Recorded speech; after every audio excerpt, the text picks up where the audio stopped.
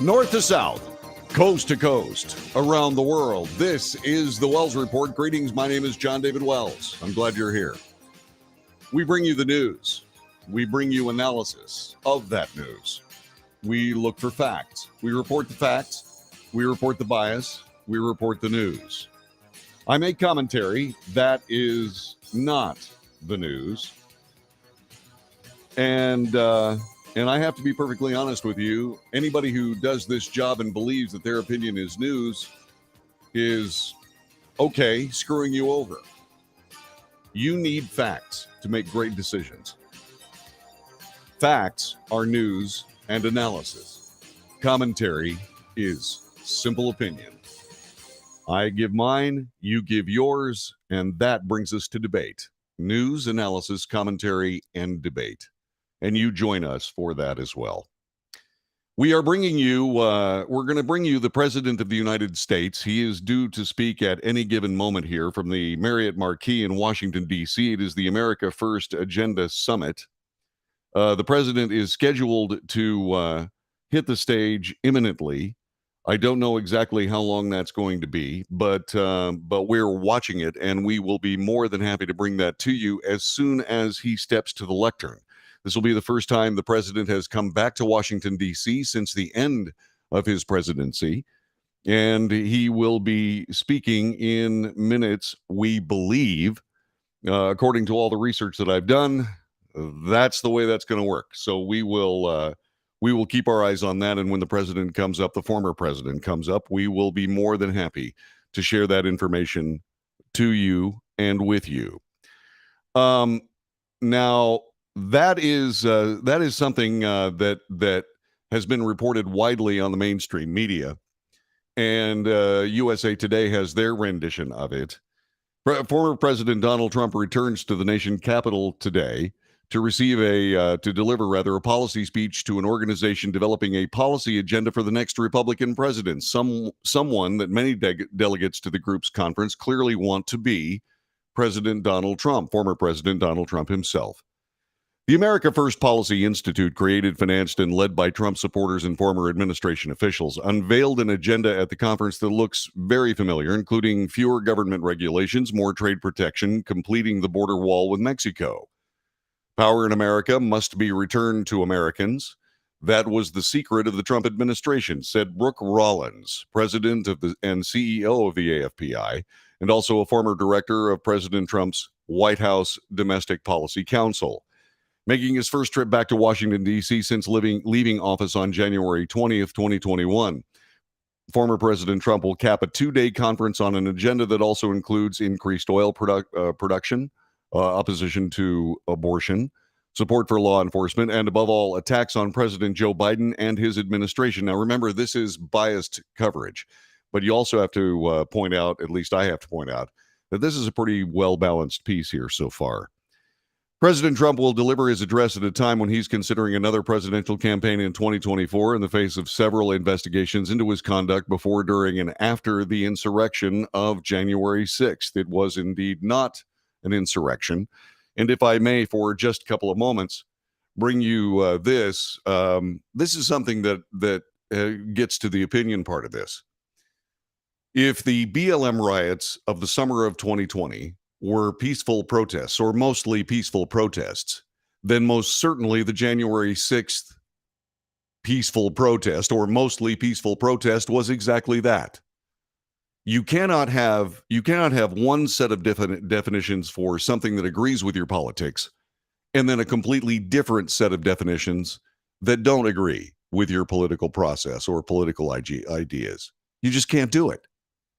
This level of hypocrisy truly threatens this nation, certainly from a government context.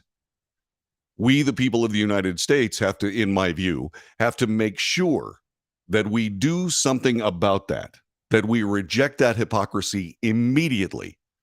And we do so in straightforward fashions. The very best way of doing it is, in my view, a vote at the ballot box, a vote into the ballot box after time in the voting booth. This is how you get rid of this willingness to split the United States of America along legal lines. Now, if you want to go out and say that certainly there was insurrection during the BLM riots of 2020, in the summer of 2020, by all means, I'll go with you on that. And likewise, if those are insurrection riots that occurred in the summer of 2022, or excuse me, the 2020, if those are indeed insurrection riots, then we can call what happened at the January 6th incursion, if you will, at the White House an insurrection. But until you use equal terms for more or less equal acts, remember there were 15,000 people on the grounds of the Capitol building that day.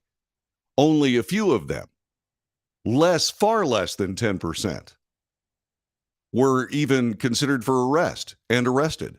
Now, there are several there that are still in jail. For what? Did they burn down a Wendy's? Did they loot a Target store?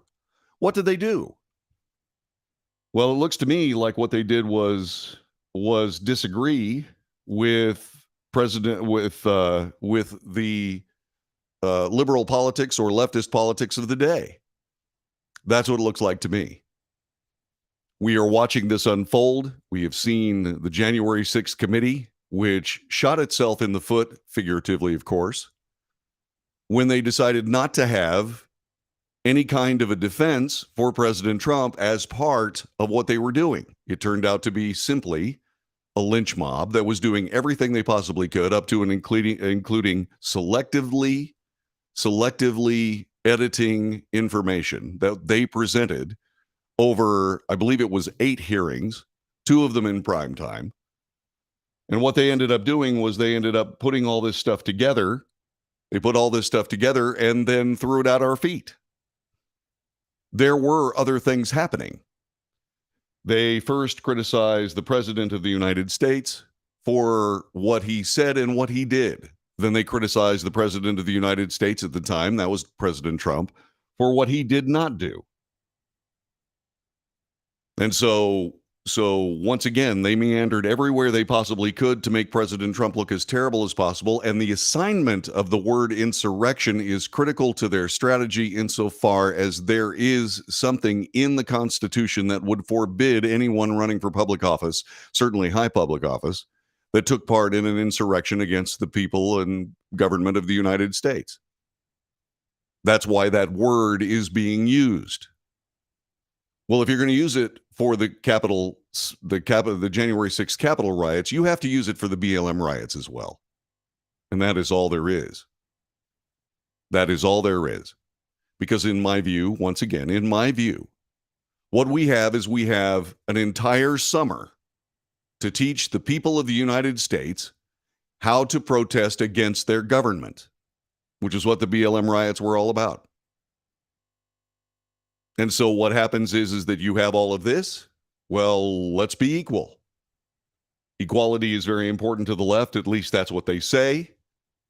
All I can say is that now let's go ahead and absolutely be equal to all. Equal protection under the law and equal punishment as well. And that simply has not happened. Currently, Linda McMahon is at the lectern. I believe that what she's doing is she is introducing President Trump, who is going to be speaking here in just a couple of moments. We will carry that speech in its entirety on the Wells Report. We will have time to break for radio stations taking this particular coverage. We will have breaks, but if you stick with this broadcast, then what I will do is I will immediately give you back the audio of President Trump as he speaks during those break times. If you're watching this as a podcast, you will hardly miss a thing. So that being said, by all means, stick with us as we bring you this important speech as the president returns to Washington, D.C. for the first time since he left the presidency. In a series of political rallies across the country, President Trump has tended to spend most of his time attacking Biden, promoting his administration's record, continuing to make what are called by USA Today unfounded claims of voter fraud in his 2020 loss to Biden. I don't know who wrote this copy, but most of the time they refer to those as lies or falsehoods or something along that particular track. when it talks about President Trump's assessment of the 2020 election. In this case, this is actually honest. Like I said, I'll point out bias, but I'll also point out when people are actually doing journalism. And that is what USA Today is doing with this. And that's out of character for them.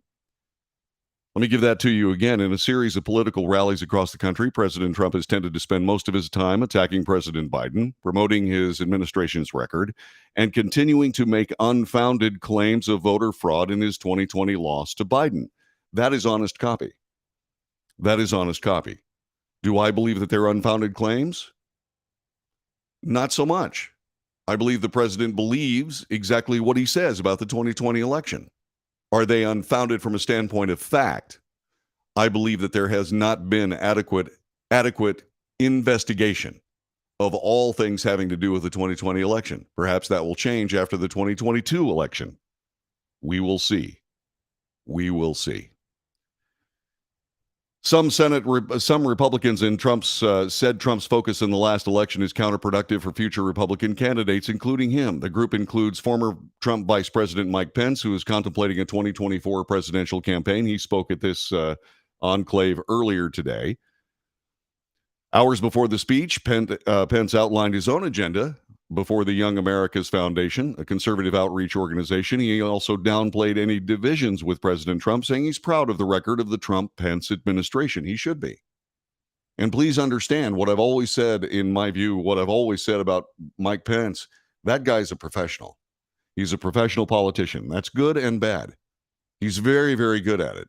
I have not caught him in weasel political craziness yet. Will I? I don't know. But if I ever catch him doing it, I'll let you know about it. I will. Hours before President Trump's speech, Pence outlined his own agenda in a speech before the Young America's Foundation. Pence, not for the first time, then appeared to refer to his belief that President Trump is spending too much time protesting the 2020 election, saying the party should not look back as it attempts to regain control of Congress and the White House. I will say that that is convenient and perhaps professionally political under the rug sweeping. I'm just saying. I don't know what the president, I don't know that the president and I differ on issues, but we may differ on focus. That's a really pro-political statement to make. Really professional. I do believe that elections are about the future. Pence made the same point on Friday as he and President Trump traveled to Arizona to campaign for competing Republican gubernatorial candidates. In a tweet that day, Pence said that if the Republican Party allows itself to be consumed by yesterday's grievances, we will lose. All right, that being said, the President of the United States is due at any moment at the America First Policy Institute Summit, and we will see him perhaps in just a few moments. If so, then by all means, stay where you are. I will interrupt what we do in order to give you the former President of the United States, Donald John Trump. There are a series of people walking out on stage at this particular moment, and looks like one of them is Newt Gingrich, and one of them looks like Mike McCarthy of California. That's who he is. And we'll be back with more coming up in just a couple of moments. This is The Wells Report.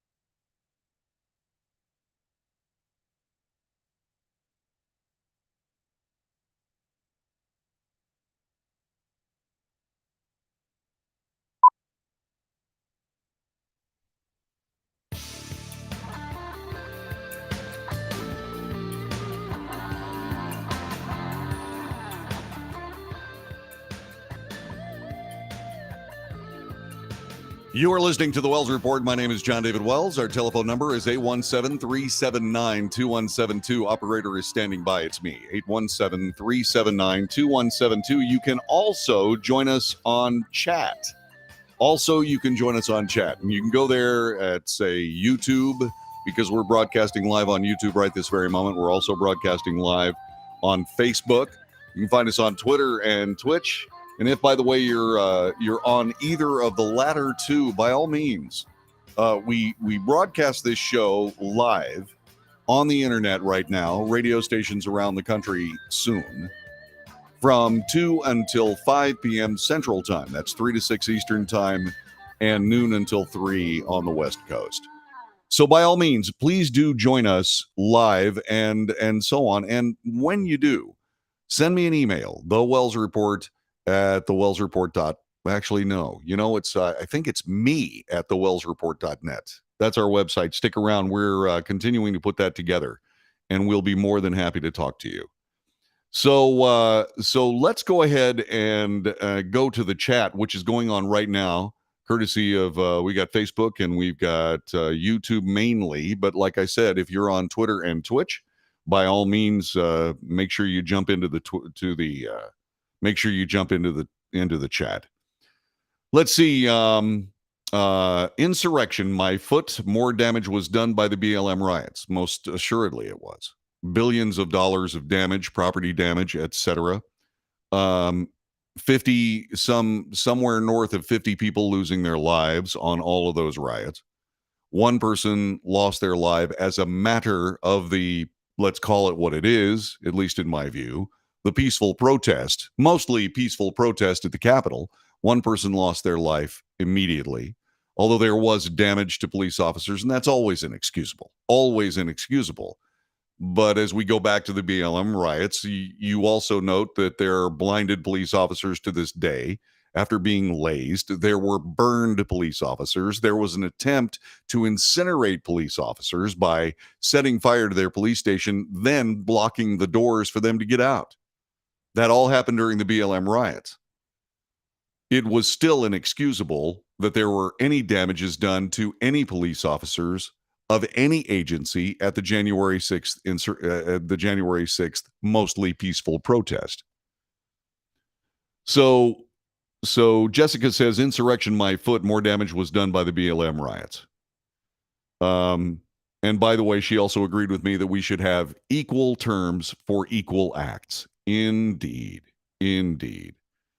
Let's see. Gary Absher said that the BLM riots were insurrections, not the January 6th riot. January 6th will be remembered by a sensible people as gas was about $1.86 a gallon. How long is the speech by President Trump? I have no idea. Former President Trump is due to speak at any given moment right now. Now we have Representative Kevin McCarthy, who is the minority leader in the United States House of Representatives. He is speaking with Newt Gingrich. And they are essentially, I believe, warming up the crowd for former President Trump as he is about to get here. Let's see. How long is the speech? I do not know, Mike. We'll see. Good afternoon, Buddy McBride. Let's see. Langston says, how were the riots due to bad policing? What government did they attempt to overthrow? I don't believe anybody in January 6th was attempting to overthrow the government. Not in any way, shape, or form. If you're looking for somebody to overthrow the government, you got to go back to the deep state during the Trump administration, when the leader of the secret police of the United States of America, formerly known as the FBI, the major intelligence agencies, and of all things, the Secretary of the Department of Homeland Security, were all conspiring to try to turn President Trump out of office. That was an honest to goodness, no kidding coup against these United States. And the only reason you don't think of it that way is because the mainstream media refused to report the truth. Again, just my opinion. You're listening to the Wells Report. The President of the United States, former President Donald Trump, due in any moment. We'll be back in just a moment.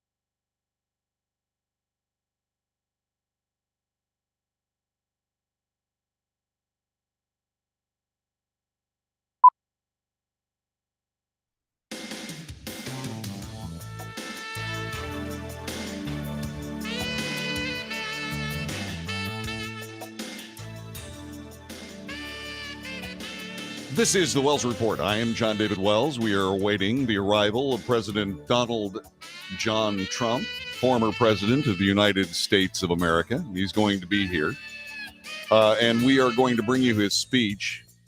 I am very much waiting that to happen. Ms. Brooke Rollins just finished up a quick panel discussion with former former Speaker of the House, Newt Gingrich, and House Minority Leader Kevin McCarthy of California. And that would seem to harbinge the idea that President Trump should be coming up in moments. And so what we're going to do is we're going to make sure that you hear his speech, and we will and we will bring that to you courtesy of C-SPAN, who's helping us out today, and we certainly appreciate their participation in the Wells Report.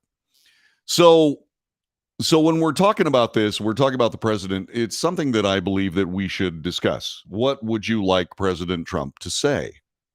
What would you like him to say? You can answer via text, or you can call us at 817-379-2172. 817-379-2172. What would you like the president to say today? What would you like him to put on the table? And that would be fine with me, whatever it is that you think that should be. We've been chatting with people on the chat room, talking about some of the things that we've been talking about here. Elizabeth says, the insurrection was 11/4, and I believe she's talking about 11/4/2020. And she is discussing the rather interesting things going around the 2020 election. There were a lot of things that happened there that had never happened before. I doubt that will ever happen since. I doubt very sincerely that we'll ever see something along the lines of a 75% turnout, a 75% voter turnout. It depends on which figures you use. If you use the last census figures of registered voters in the United States, 165 million, what you have is that would be a 95% vote. And as we were on the decade, obviously there's a number between 165 million and 203 million, which is the current number. There's a number in between that voted in 2020. Either way, there has never been, ever, a presidential election where more than about 55% of the American people actually voted. I'm talking about registered voters. And so with all this being said, all right, so there were a lot of things that happened. There were votes counted after Election Day. That has to stop. There were, indeed, as Langston brings up, there were some 60 court cases, multiple state audits, still no proof of voter fraud. Well, the problem with all that is that there was indeed some proof of some voter fraud, and the court cases essentially were turned aside on procedural grounds, and also the state audits audited the votes that were already in place, as opposed to actually going to try to find out where the votes they were counting came from. President Trump has now walked onto the dais of the America First Policy Institute, their summit going on right now in Washington, D.C. He is, of course, being welcomed with applause. And Lee Greenwood's God Bless the USA. There are a lot of stand-ups from the American media going on right this very moment as the president stands on one end of a very large conference room at the Marriott Marquis in Washington, D.C.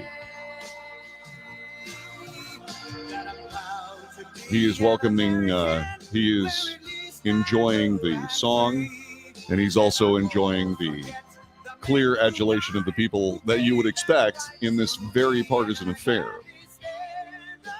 But he is acknowledging various friends of his and acquaintances and so on, dressed in a dark royal blue suit with a white shirt and a crimson tie.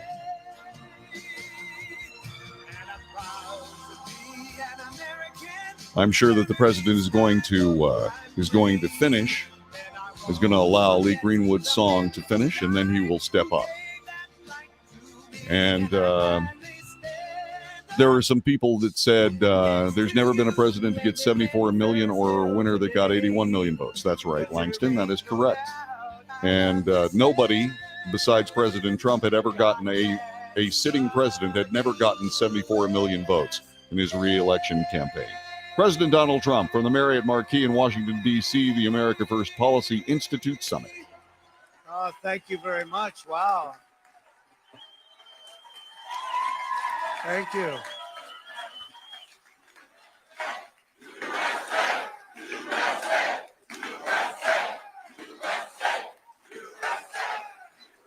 Well, I want to thank everybody, and it's wonderful to see so many friends and very, very familiar faces. It's a great honor to be with you. I want to begin by thanking the America First Policy Institute. My, have you come a long way, for hosting me for today's remarks, and in particular to recognize America First Policy Institute President Brooke Rollins.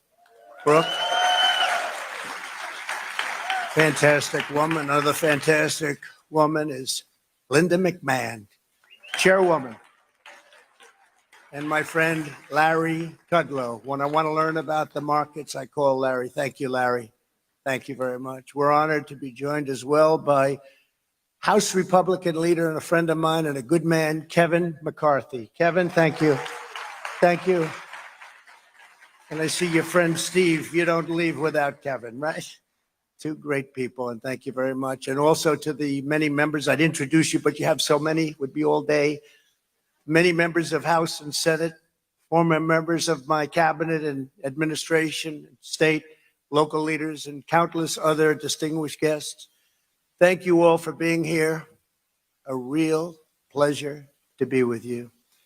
Just 2 years ago, with the help of many people in this room, we had a booming economic recovery like nobody's seen before, the strongest and most secure border in U.S. history, energy independence and even energy dominance, historically low gas prices, as you know, no inflation, a fully rebuilt military, and a country that was highly respected all over the world by other leaders, by other countries, highly respected.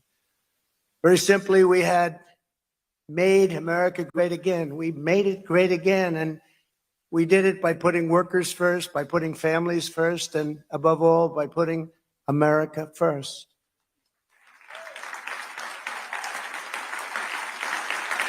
But now our country has been brought to its knees, literally brought to its knees, and who would have thought this could happen? Inflation is the highest in 49 years, 9.1%. And a lot of people think it's much higher than that. Gas prices have reached the highest in the history of our country. We have become a beggar nation, groveling to other countries for energy. Millions of illegal aliens are stampeding across our wide open borders, pouring into our country. It's an invasion. Democrat-run cities are setting all-time murder records. Our country is being dealt one historic humiliation after another on the world stage. And at home, our most basic rights and liberties are totally under siege. The American dream is being torn to shreds, and we will not have a country left if this economic, social, and attack on civilization itself is not quickly reversed. Newt Gingrich, friend of mine who's in our audience, told me this morning that our country has not been this weak in terms of prestige and relative economics and respect since the Civil War. And yet, there is time for us to bring America back from the brink. It's at the brink. Got to bring it back from the brink. We gather today on the verge of a historic midterm election. The American people are poised to reject the failed reign of Joe Biden, Nancy Pelosi, Chuck Schumer, and the radical left in a momentous landslide. This is an incredible opportunity. This November, the people are going to vote to stop the destruction of our country, and they're going to vote to rescue America's future. I'm here before you to begin to talk about what we must do to achieve that future when we win a triumphant victory in 2022 and when a Republican president takes back the White House in 2024, which I strongly believe will happen.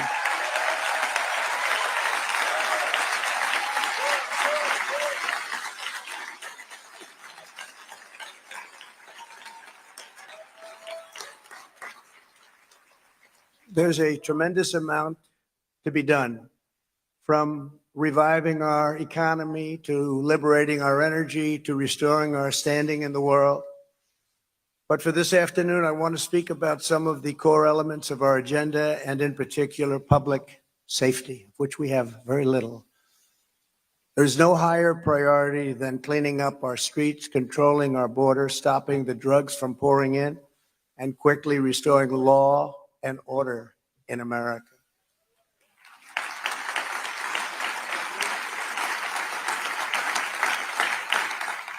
Under the Democrat rule, in Democrat-run cities, Democrat-run states, and a Democrat-run federal government, the criminals have been given free rein more than ever before. There's never been a time like this.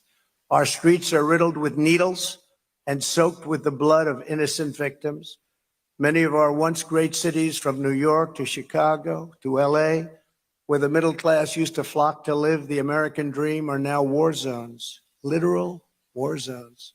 Every day there are stabbings, rapes, murders, and violent assaults of every kind imaginable. Bloody turf wars rage without mercy. Parents are worried sick that their kids will get shot on the way to school or on the way back home.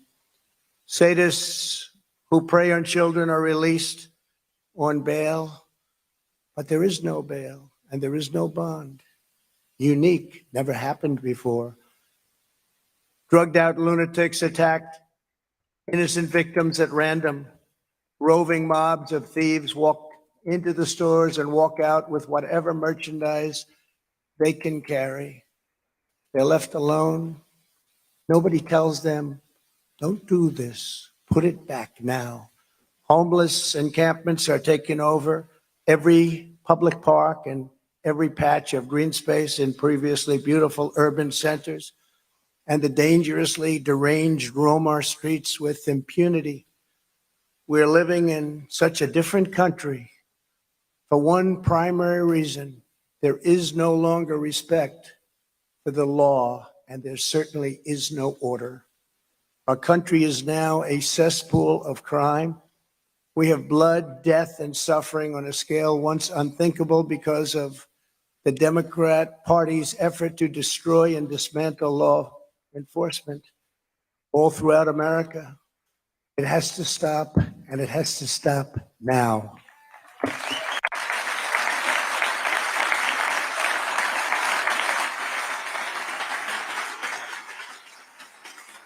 In Philadelphia last month, a 73-year-old man was walking along the street when he was approached by a band of 7 teenagers who attacked him for sport and beat him to death with a traffic cone. Beat him like you've never seen anyone beaten before, laughing as they bludgeoned the life from their helpless victim, cackling as they left his body on the side of the road, dead. In New York, a 35-year-old woman was stalked back to her building by a homeless career criminal. He slipped into her apartment as she opened the door, stabbed her repeatedly as she screamed for help, and left her bleeding to death in her own bathtub. Previously, that man had been arrested and released more than half a dozen times. Here in Washington, D.C., just a few weeks ago, a hardworking landscaper made the horrible mistake, had the misfortune to blow a few blades of grass into a sitting car, and he was bludgeoned, absolutely bludgeoned and shot cold blood at a point-blank range, leaving behind a grieving wife and 2 children. He was a good man. Everybody loved him. There's so many stories, I could fill a whole speech with them. I could go on with these stories for months and years. A pregnant woman murdered outside her home. as she unloaded the gifts from her baby shower, a young girl struck in the head with a bullet while driving her family on her 12th birthday. A 61-year-old You were listening to woman former burglarized, President raped, Donald murdered, Trump from the and set on fire America in First her Policy home. Summits. We will continue our 70-year-old coverage after we take this woman break and a for our radio 38-year-old stations daughter down the viciously line. stabbed You to are death by listening a man to who the had Wells been Report, arrested for felony arson and just we thank you 8 very much days for your time. prior and was immediately released. Just last Saturday, a man was struck by a car while crossing the street in New York, and the driver pulled over and robbed him as he lay unconscious, struggling for his life. You probably saw that. Back with more of the Well, Wells last Report night, in just a He moment. was so badly hurt, he was unconscious, and he was robbed by the person that hit him, the car, all on tape. Some of these chilling stories are difficult to hear, but the American people need to hear them, and you have to hear them, especially the politicians in the audience that are going to give us the power to bring our country back and to make our country safe. Murder in our country is up 51%. We must never allow ourselves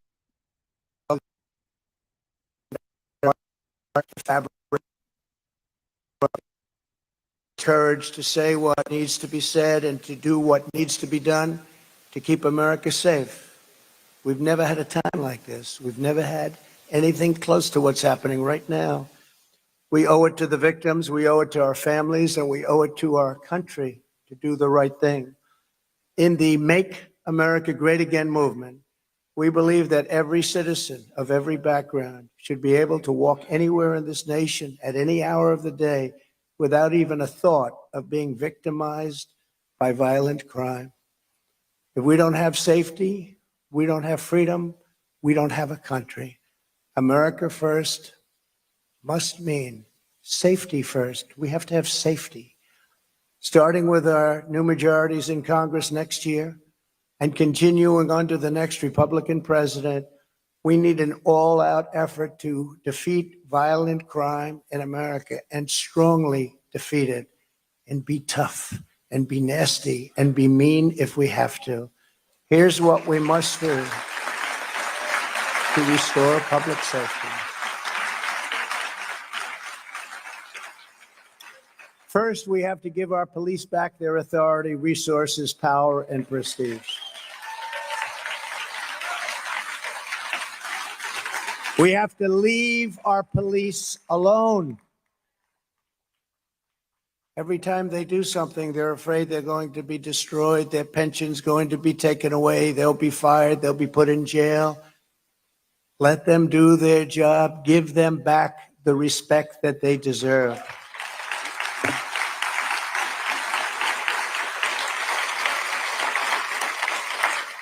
Our great police know what to do. We have to allow them to do it. We need to return to stop and frisk policies in cities and not shy away from it.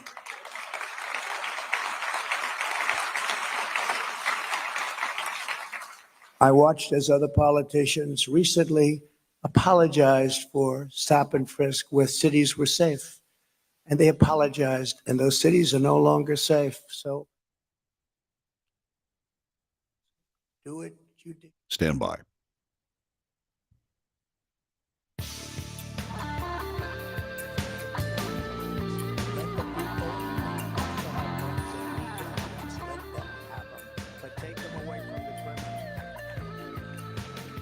This is the Wells Report. You are here for live coverage of former President Donald Trump at the America First Policy Institute Summit going on right now at the Marriott Marquis in Washington, D.C. Let's return to the former President of the United States, Donald Trump. Ridiculous and so dangerous. Likewise, the idea of stripping them of their liability shields. Think of that. They're in trouble. Go out and hire your own lawyer. We're not going to protect you. We cannot strip them of their liability shield in any way, shape, or form. We have to stay with our police officers. You're never going to have the great officers that we've had over the years. Our police officers are heroes, performing a great public service at great personal risk. It's an unbelievably dangerous job. And by the way, more dangerous today by far, than it has ever been. Rare mistakes are made, but we cannot allow every isolated policing mistake to be turned into a national crisis and all power taken away from our police so that people are killed all over the streets of our country. The radical left's anti-police narrative is a total lie. Let's call it the big lie. Have you ever heard that expression before? The big lie. That's why next year our new majorities in Congress should vote to strengthen qualified immunity and other protections for our great officers. They have to become our heroes. They are mine, but some people, they don't feel that way. They're going to have to feel that way if we're going to have a great law for our time. They do their duty to protect U.S. citizens, to protect everybody, whether they could pay the to the United States, which they do less and less now, because they're afraid to come in. They see all the stories of safety and the lack of safety. But we must uphold our duty to protect our police officers. Second, because of the radical Democrats and because of what they've done, driving record numbers of officers, we quit. The police work all together. The new Congress should immediately pass emergency funding to hire and retain tens of thousands more police officers all across our country. The opposite, all across our country. Have to go in the opposite direction. I haven't seen in a long time any bills wanting to be passed where they give the police strength. It's always where let's take more away, let's take more away, let's take immunity, let's take everything we can, take their pensions if they speak a little bit too tough. Can't do that anymore. Our country is going to hell, and it's going to hell very fast. It's a very unsafe place. We need the largest increase in the hiring of police officers in American history, and that's what this will be. And we'll get that done. I have no doubt, Kevin, we'll get that done. Steve, we'll get that done. To get more police on the streets than ever before, walking every beat and with great respect. There should be a squad car on every corner, if that's what it takes to stop the killing.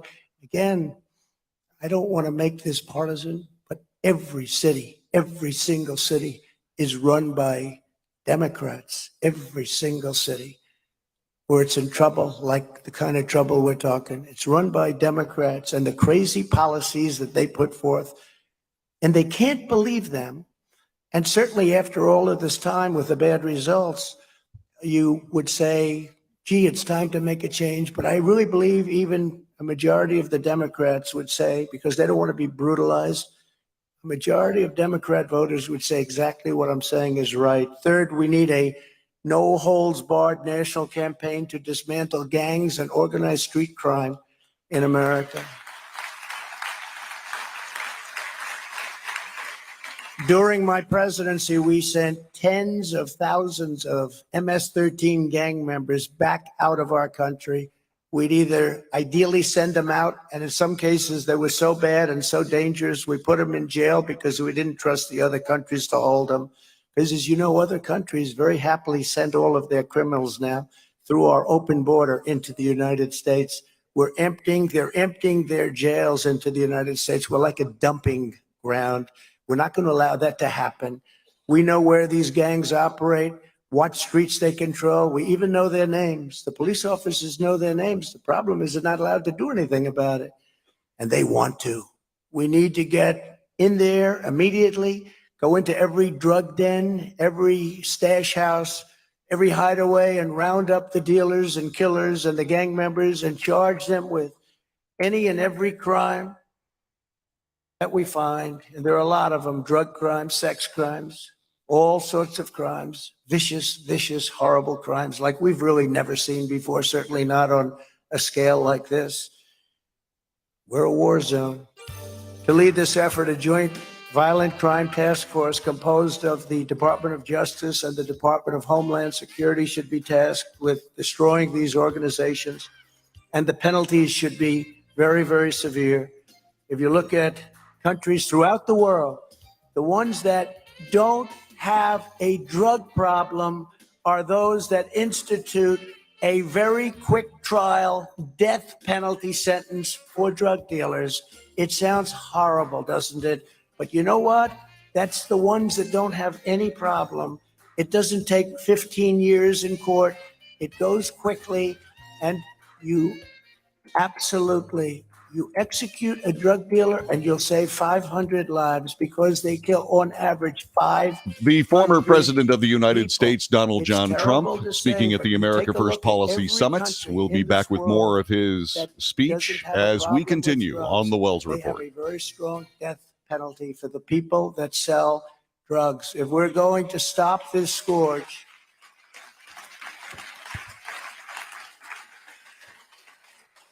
it's time to get brutally tough on the dealers and traffickers and narco-terrorist cartels who are stealing over 200,000 American lives a year. And that's a very low number. The real number is, it's a very, think of it, 200,000. You don't lose that in wars.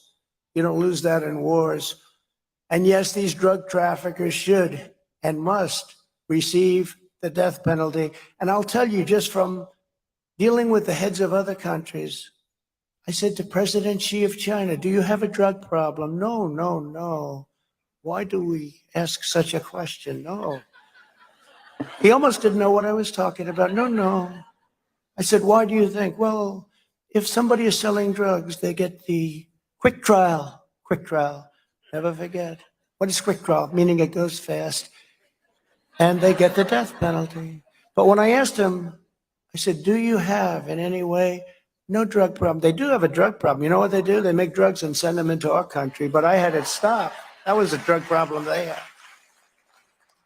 We had it stopped. Now it's bigger fentanyl. They make it, most of it, and they send it through Mexico, through the border. And we had it just about stopped. And now the border, as you know, is just a horrible situation. But you look at Singapore, you look at other countries where they have the death penalty, they have no drug problem whatsoever. And if we did that, in 1 year, even if it was not strong, because it's never going to be quite like China, I would say. What do you think, Kevin? Do you think it will ever be like? I don't think so. No matter what we do, no matter how tough we get, it won't be quite, you know what a quick trial is, right? 2 hours. That's what, not 2 years, not 20 years. No, we're not going to have that. But just by the mere fact that you have that, immediately, Newt, drug dealing would go down and deaths would go down by at least 50%. 50. 50.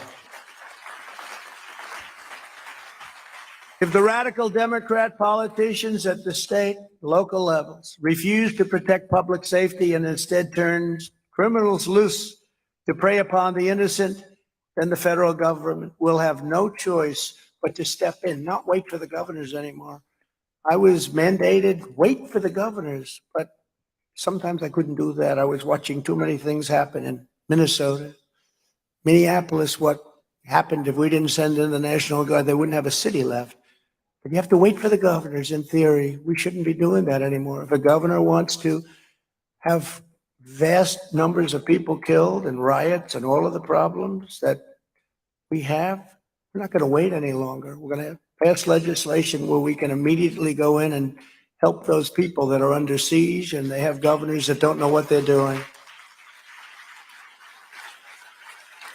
Under these circumstances, the federal government has the right, really, they have the right to do what they want to do, but we can't do that. We can't give that. It's a duty for us to use every tool, every authority and constitutional power at our disposal to defend the citizens of our country. If we have a weak, foolish, and stupid governor that is allowing the kind of things that you saw to take place, we have to be able to go in and we have to be able to clean out the mess, and it has to be cleaned out quickly, strongly, has to go very fast. Just last week, a man tried to stab a sitting member of Congress running for governor of New York, Lee Zeldin, good man, good person.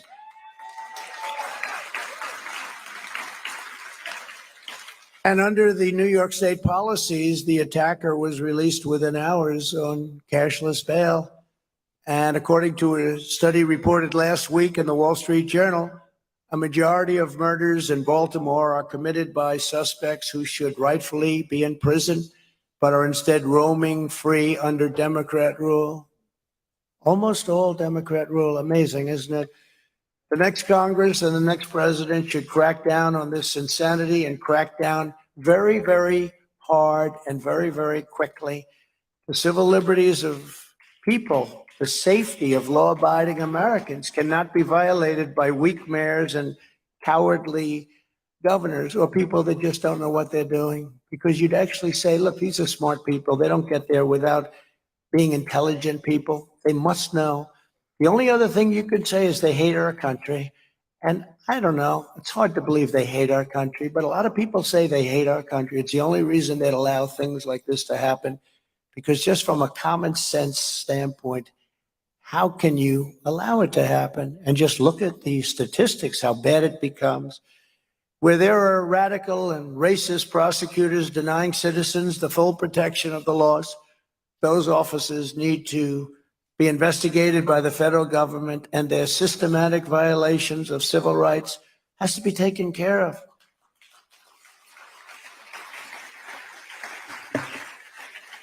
And where there is a true and total breakdown of law and order, where citizens' most basic rights have been violated, then the federal government can and should send the National Guard to restore order and secure the peace without having to wait for the approval of some governor that thinks it's politically incorrect to call them in. When governors refuse to protect their people, we need to bring in what's necessary anyway. We have to go beyond the governor. Another 60 people were shot.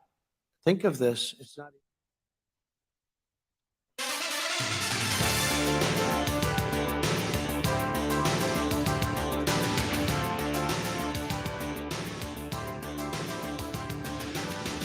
You are listening to the Wells Report. My name is John David Wells. This is hour 2 of this broadcast. We give you 3 podcasts every single day. If you missed the first one, President Donald Trump is speaking at the America First Policy Institute Summit at the Marriott Marquis in Washington, D.C. His first return to Washington, D.C.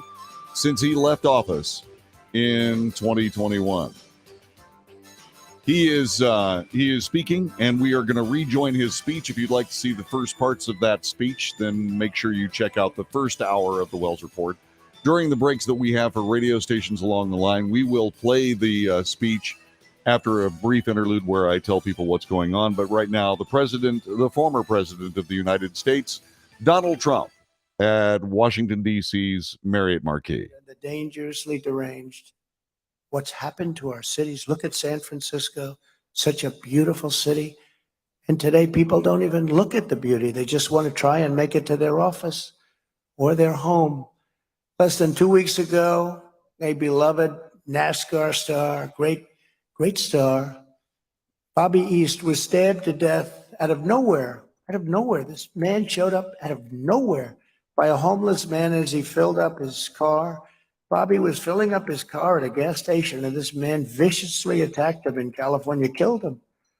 Days earlier, an Olympian in women's volleyball, great player, was attacked by a homeless man as she was walking down the street and brutally hit in the face with a metal club, almost causing her death and very close to causing blindness.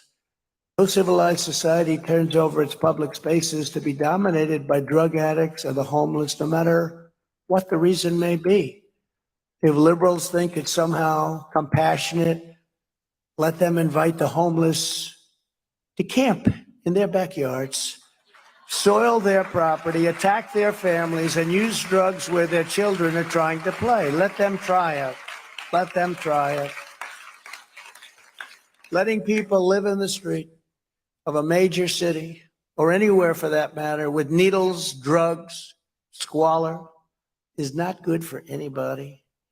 For the good of everyone involved, the homeless need to go to shelters, the long-term mentally ill need to go to institutions, and the unhoused drug addicts need to go to rehab, or if necessary, an appropriate jail. They've taken over our cities, so many of our cities. It's at a level that nobody can even believe. But wherever they go, surrendering our parks and sidewalks to people that in many cases are crazed, very sick. It's just not an option. Look, we have a problem. This is a big problem. How do you handle these hundreds of thousands of people getting worse all the time? Hundreds of thousands.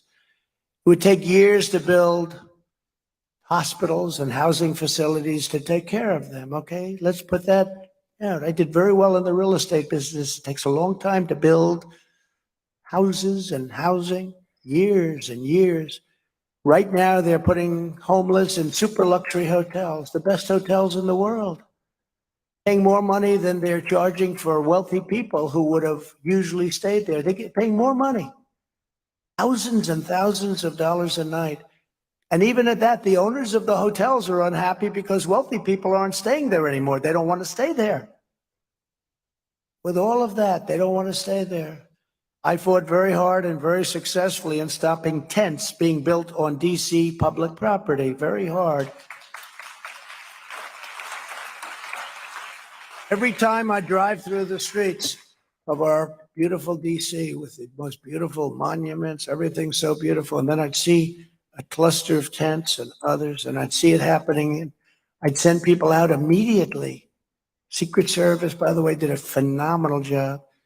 I'd send people out immediately to get rid of those tents before you, when you have 5 or 6 or 8, but when you have hundreds of them and even thousands of them, very hard to do it. It becomes too late.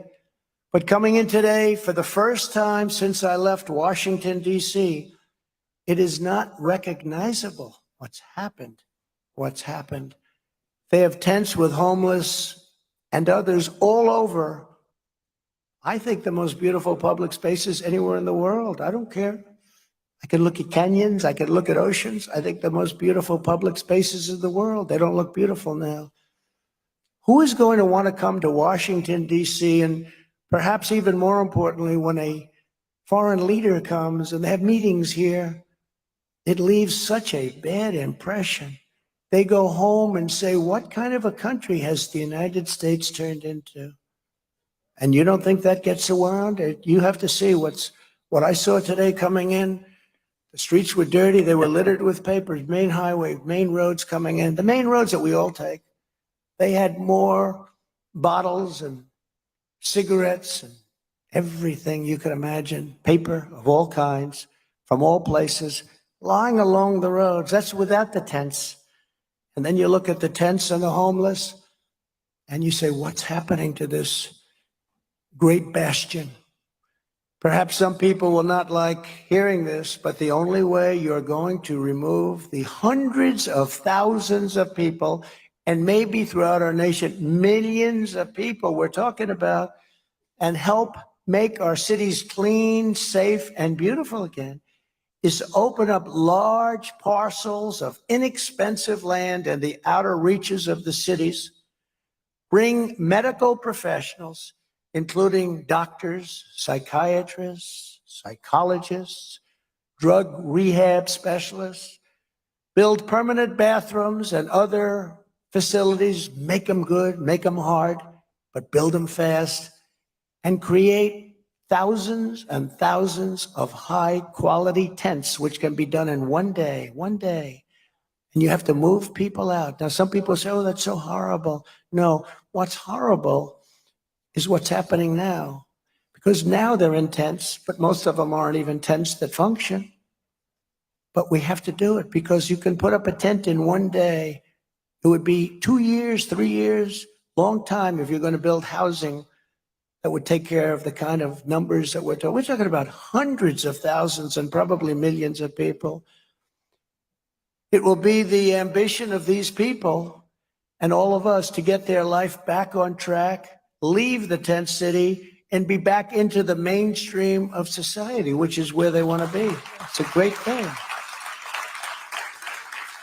Now, the media will go out and say, oh, Trump wants to build tents. No, I want to take care of the people, because nothing could be as bad as what's happening to them right now. And at the same time, I want to save our cities, because you're going to have a time when nobody will be here anymore. Nobody will come here. Nobody will come to New York or Chicago, Los Angeles, or any of our cities. to build millions of units of housing or hold homeless people in luxury hotels, which are costing a fortune for the government, and have no medical or rehab professionals available, there are none available, is fruitless, just like setting up a blue ribbon committee stuffed with publicity-seeking socialites, I know them all, and dilettantes, I know them all, to handle the coyotes, the caravans, the very tough drug dealers and human traffickers, is fruitless. They set up blue ribbon committees. Everyone goes, oh, could I be on a blue ribbon committee? Headed up by Mrs. Vanderbilt. To empower local communities to deal with these challenges, the next Congress should pass a landmark package of public health, public safety, and mental health care reforms. Cleaner streets are safer streets, and I will be happy to help campaign for any of those bills. And I can tell you, speaking for Kevin and Steve and all of the congressmen and women in the room and the senators in the room, of which we have many, I think we'll have no trouble getting votes for that, cleaning up our cities and cleaning up our countries and making it safer by a lot. We must restore the age-old right to self-defense. We have to be able to defend ourselves.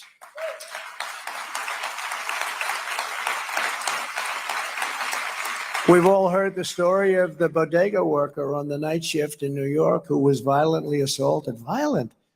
It was on camera, on tape, 3 different directions, by a man attempting to steal a bag of potato chips. When he stabbed the man in self-defense, after being really roughed up and beat up, punched in the face, and the bodega worker was charged with murder. But thankfully, after a lot of pressure, those charges have been dropped. They have been dropped. Amazing. But the message sent by jailing this man was that if you're attacked, you must lie down as an act of sacrifice and let yourself be pummeled and beaten to death to uphold the left's vision of reimagining public safety. Their vision is sick. The federal government needs to aggressively protect the right to self-defense in every jurisdiction where it is now under threat. It has to. If necessary, Congress should pass legislation spurring the Biden administration to act. I don't know how they can say no to it, but they'll find a way. And we should also have concealed carry reciprocity.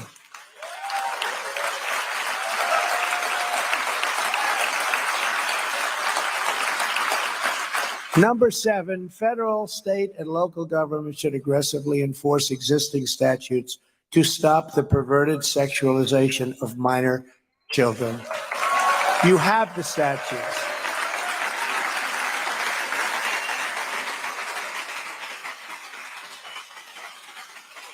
The society that refuses to protect its children is a society that soon will not be able to protect anybody. This is a hallmark of cultural and social decay against which we should fight back very hard and very soon. We don't have time to wait years to do this. The sickos who are pushing sexual content in kindergartens or providing puberty blockers to young children who have no idea what a puberty blocker is. Neither do I, by the way. Neither do most of the people in the audience as you smile. Let's just say they're not good, are not just engaged in acts of depravity. In many cases, they are breaking the law, and they should be held fully accountable.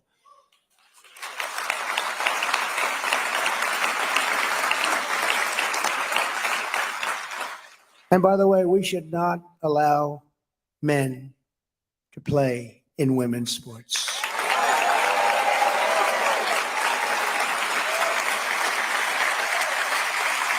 So crazy.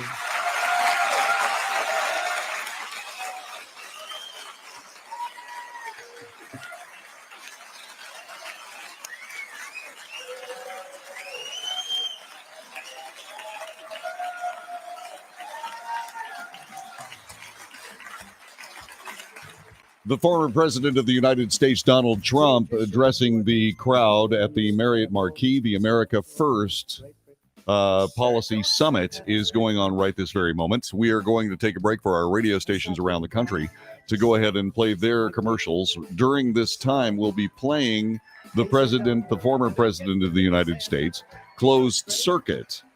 And we'll be doing that as we continue on this, the 26th day of July, year of our Lord 2022.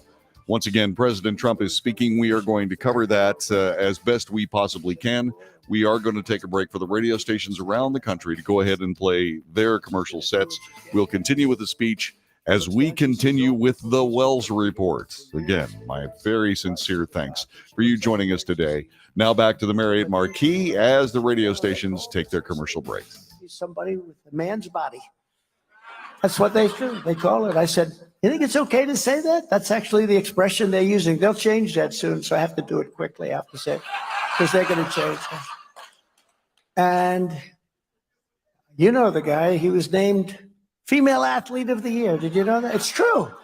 He was just named female. We're not dealing with things that are so easy here, Newt. This is a difficult, crazy world. You'd almost say, is the world going crazy? Because 99% of the things I'm saying are common sense.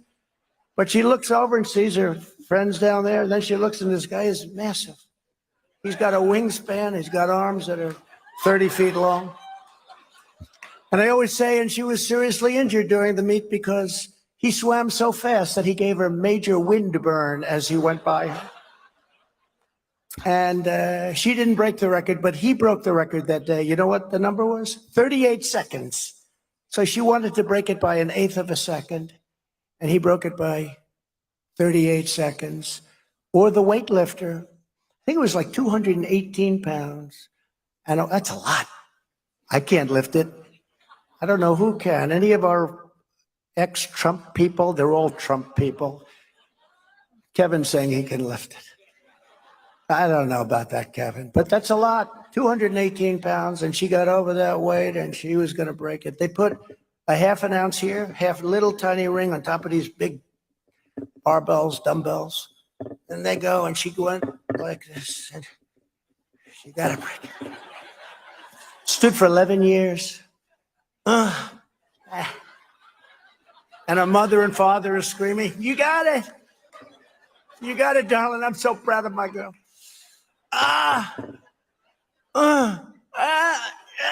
Well, she couldn't do it. And then this guy comes along. He's named Alice.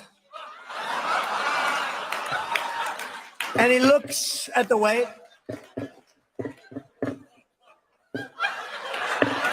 World record, world record. We could have put another couple of 100 pounds on. I think he would have lifted her. It's so disrespectful to women. And they say it's politically incorrect. It's so disrespectful to women. So horrible. So unfair. It's so unfair. And I'll tell you what, if I were ever, I'd be the greatest women's basketball coach in history. Because I don't like LeBron James. I like Michael Jordan much better. But I'd go up to LeBron James. It doesn't matter. I'd say, LeBron, did you ever have any desire to be a woman? Because what I'd love you to do is star on my team that I'm building up. I will have the greatest team in history. They'll never lose. Nobody will come within 70 points of this team. Now we have to change that, and we have to make it okay to talk about it. You know, the young lady I was talking about is afraid to talk about it. She's shunned and she's canceled when she talks about it. This is crazy. Right, Kellyanne? I see my Kellyanne. We love Kellyanne. I love Kellyanne. Kellyanne Conway, Finally, to secure former our press country, secretary. we have to secure our borders, and there's never been anything like what's taking place at our border. Our open borders are a gaping wound, allowing drugs, gangs, child traffickers, human smugglers, and tens of thousands of dangerous criminals to pour into our country. That's every week.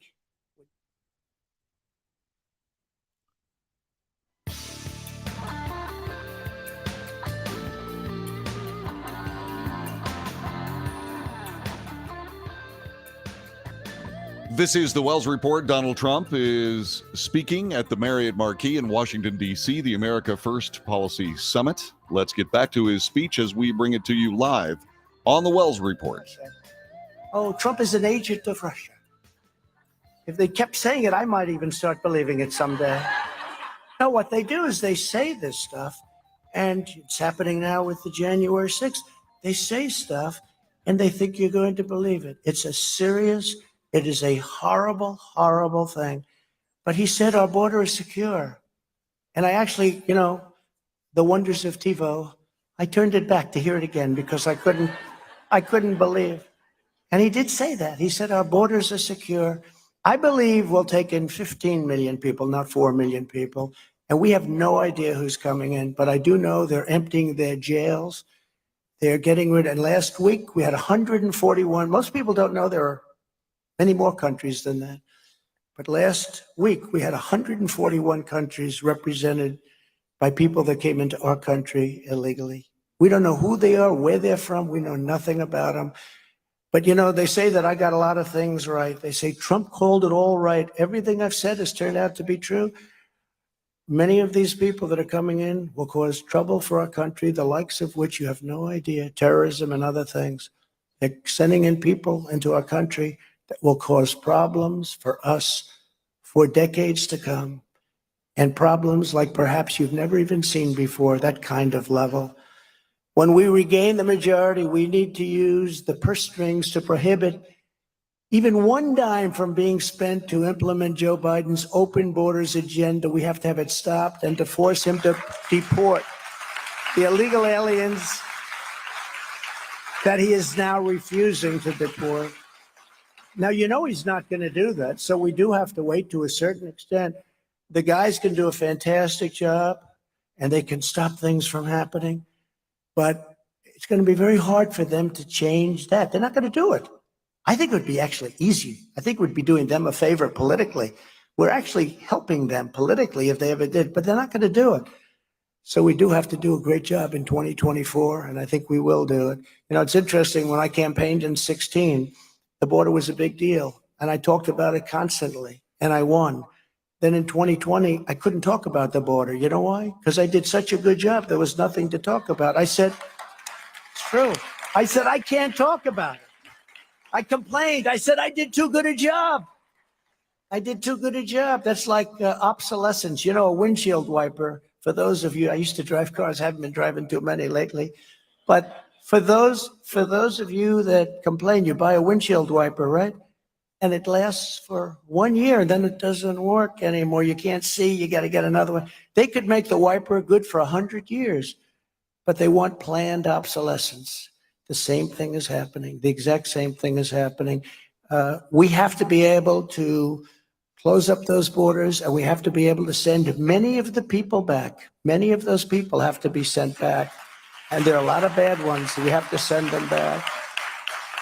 So I don't know how Kevin is going to handle that. I don't know how the Senate is going to handle that. Steve, you're going to have to help, and all of the people are going to have to help. But, you still need somebody in the White House, or it's not going to get done. It can't be done. You need help. And I think that help will be forthcoming, and I think it's going to be a lot sooner than people think.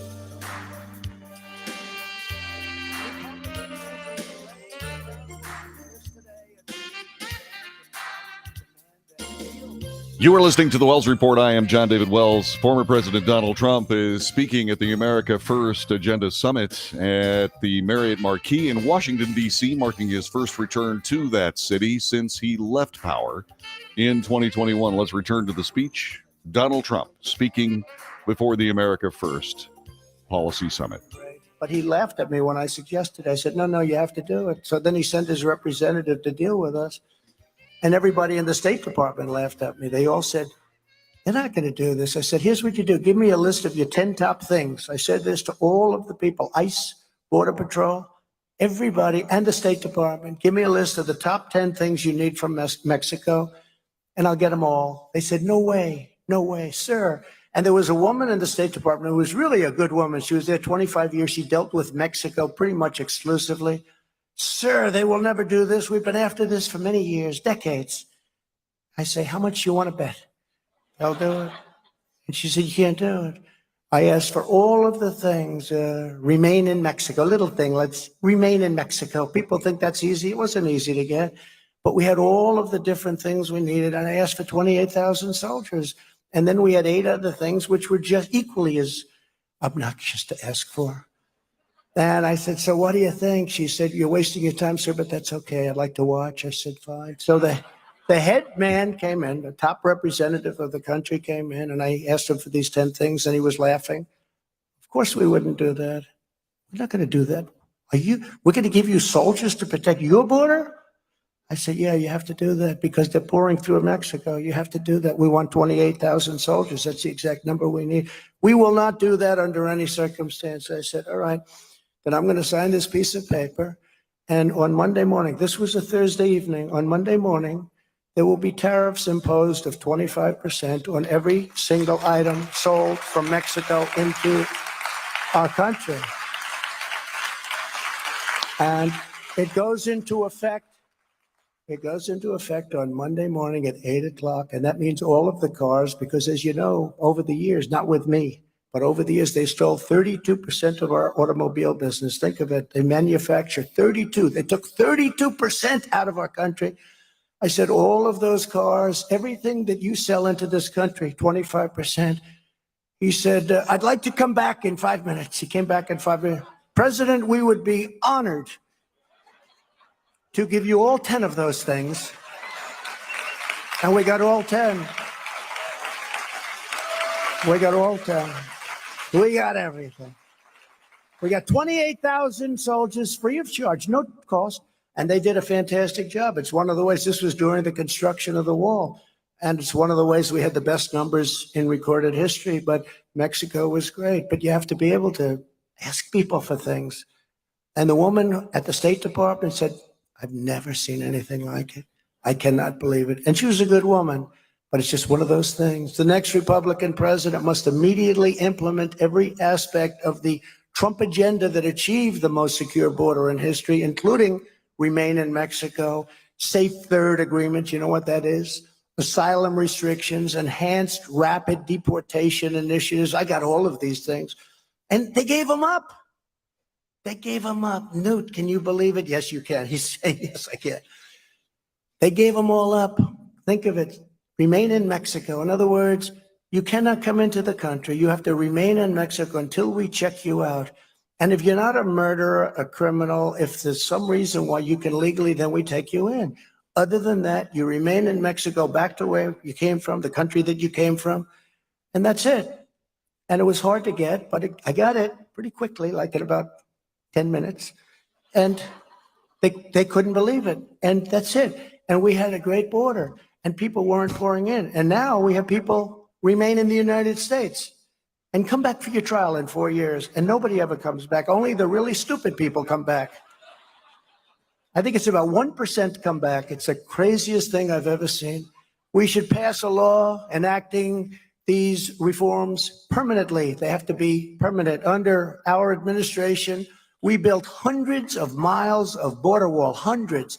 In fact, we completely finished our original wall plan, completely done. We were so proud of it. Despite 2.5 years of Democrat-inspired lawsuits, I won them all. And then some people came to me, we need more wall. So where do you need it? We need it in other areas. It wasn't originally planned. Well, let's go and let's see if we can get it done.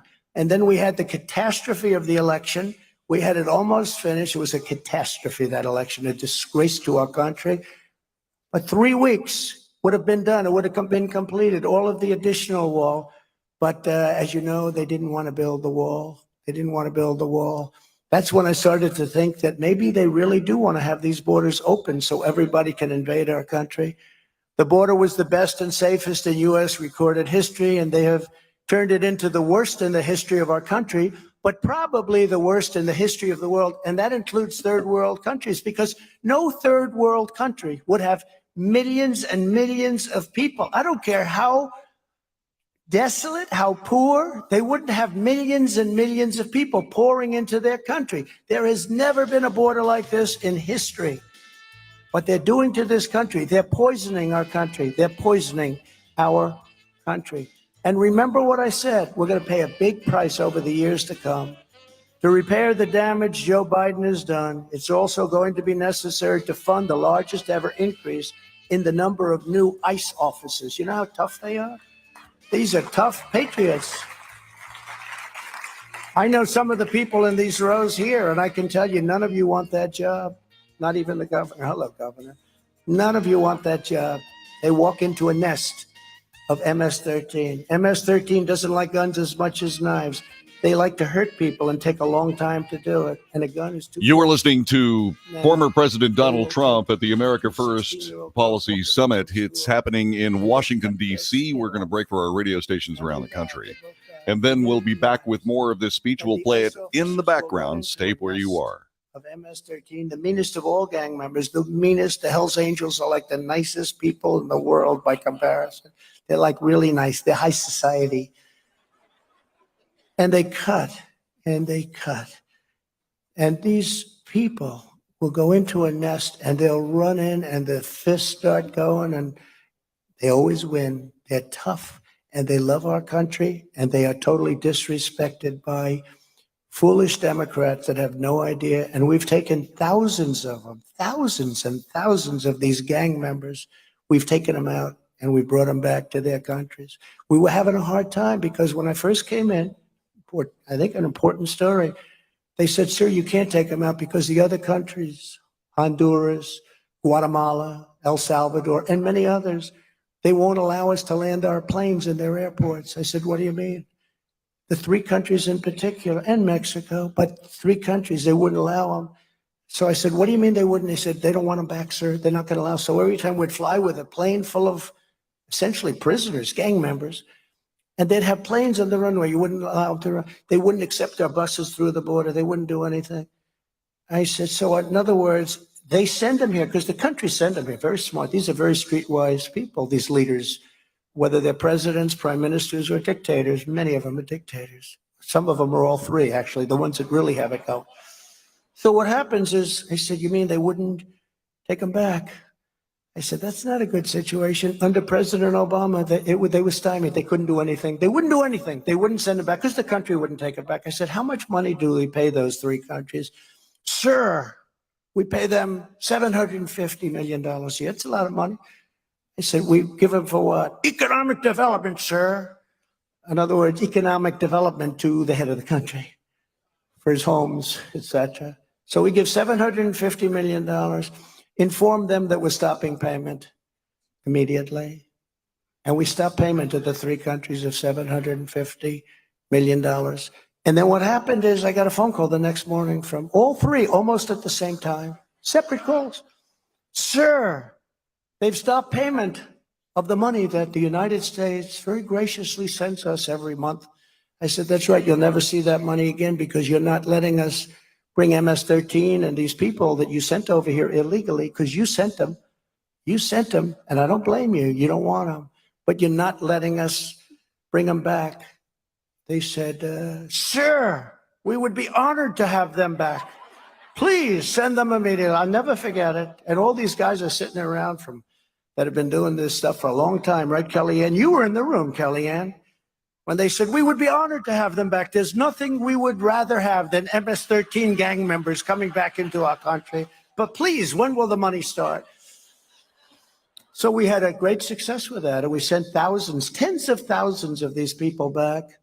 Since Biden has effectively suspended all immigration enforcement, including our horrible, vicious criminals that he suspended everything. These vicious criminals, there's no policing of visas and overstays whatsoever. Part of the reason we need to use this dramatic increase in ICE officers will be to ensure the prompt removal of anyone who overstays their visa permits. And it's in particular, it's very hard when you have 15 million people pour into our country. Many of these are very good people. It's very hard to say we're going to remove 15 million people.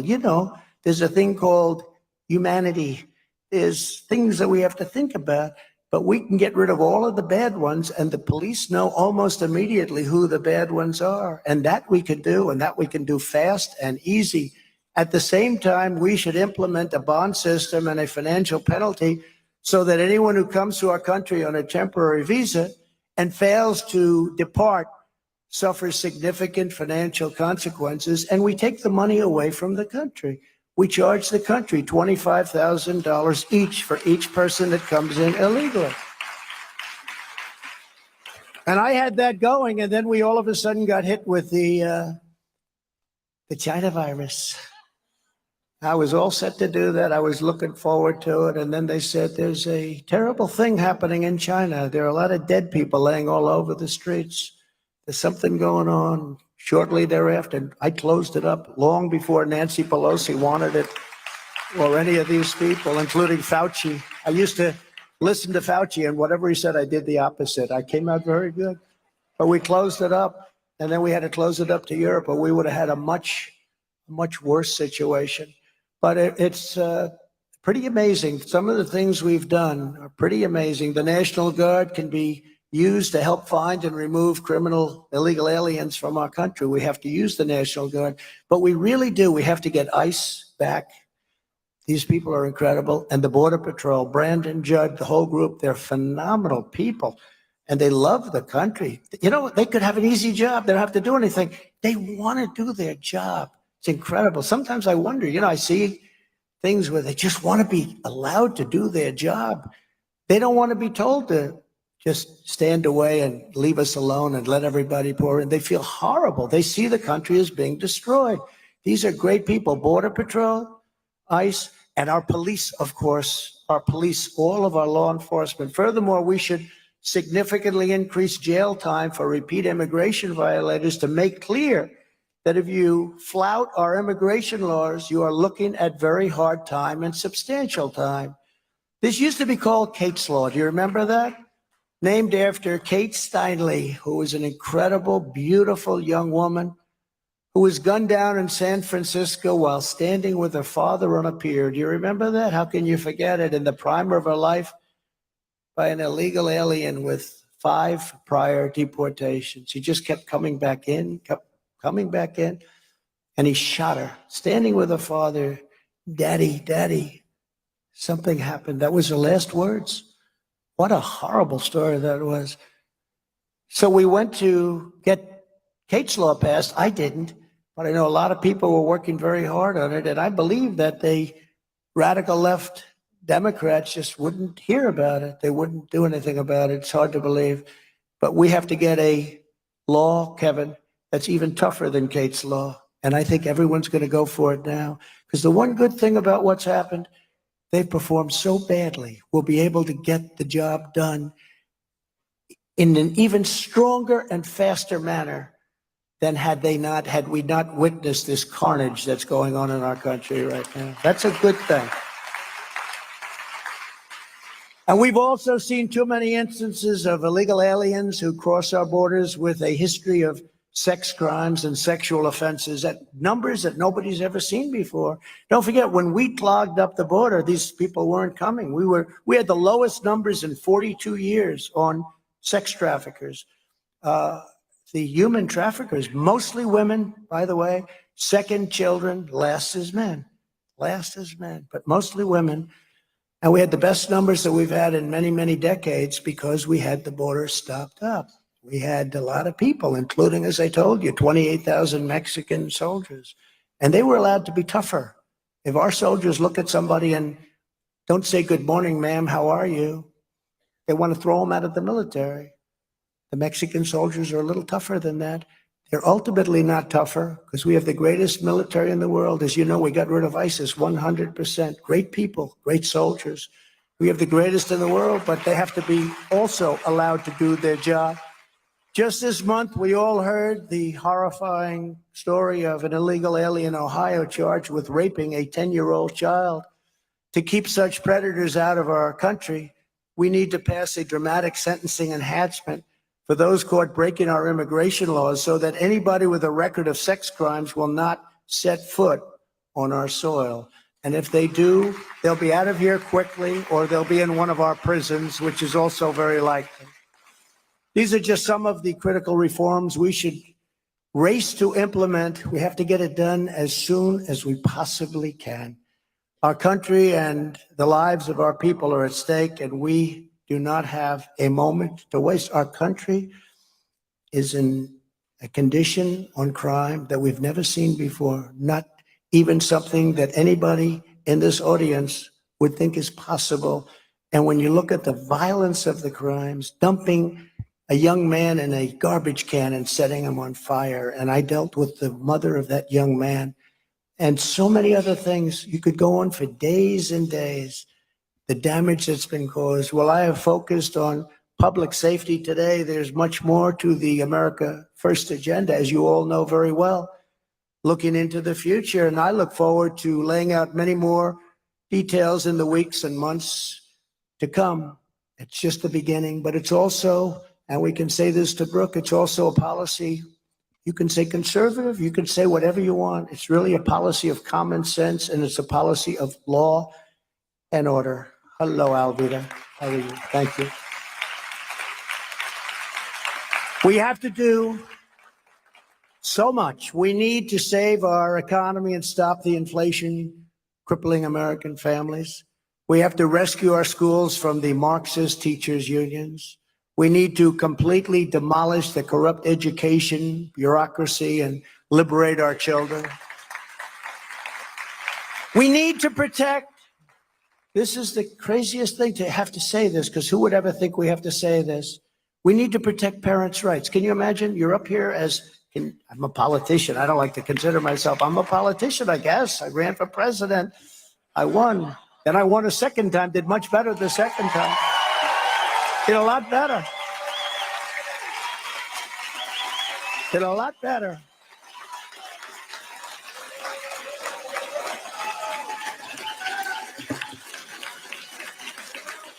Very corrupt. I always say I ran the first time and I won. Then I ran a second time and I did much better. We got millions and millions more votes. And you know what? That's going to be a story for a long time. What a disgrace it was. But we may just have to do it again. We have to straighten out our country. We have to straighten out our country. We had it there. We had it. We actually did it twice. We did it pre-COVID, and then we did it again, and we handed over a stock market that was higher than it was pre-COVID. Nobody can even believe it. We actually did it twice. So it's a very sad thing. All of the things I'm talking about would have been done. We need to get political correctness and left-wing race and gender theories out of our military so that America can once again fight and win wars. We have to be thinking about winning.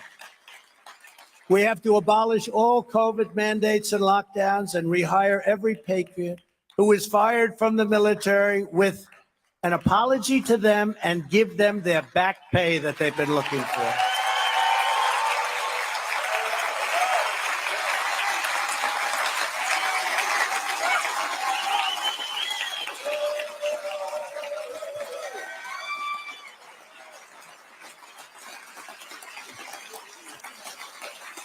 And it is a great shame of the Pentagon brass that they have not spoken out in defense of their own service members. They have to speak out.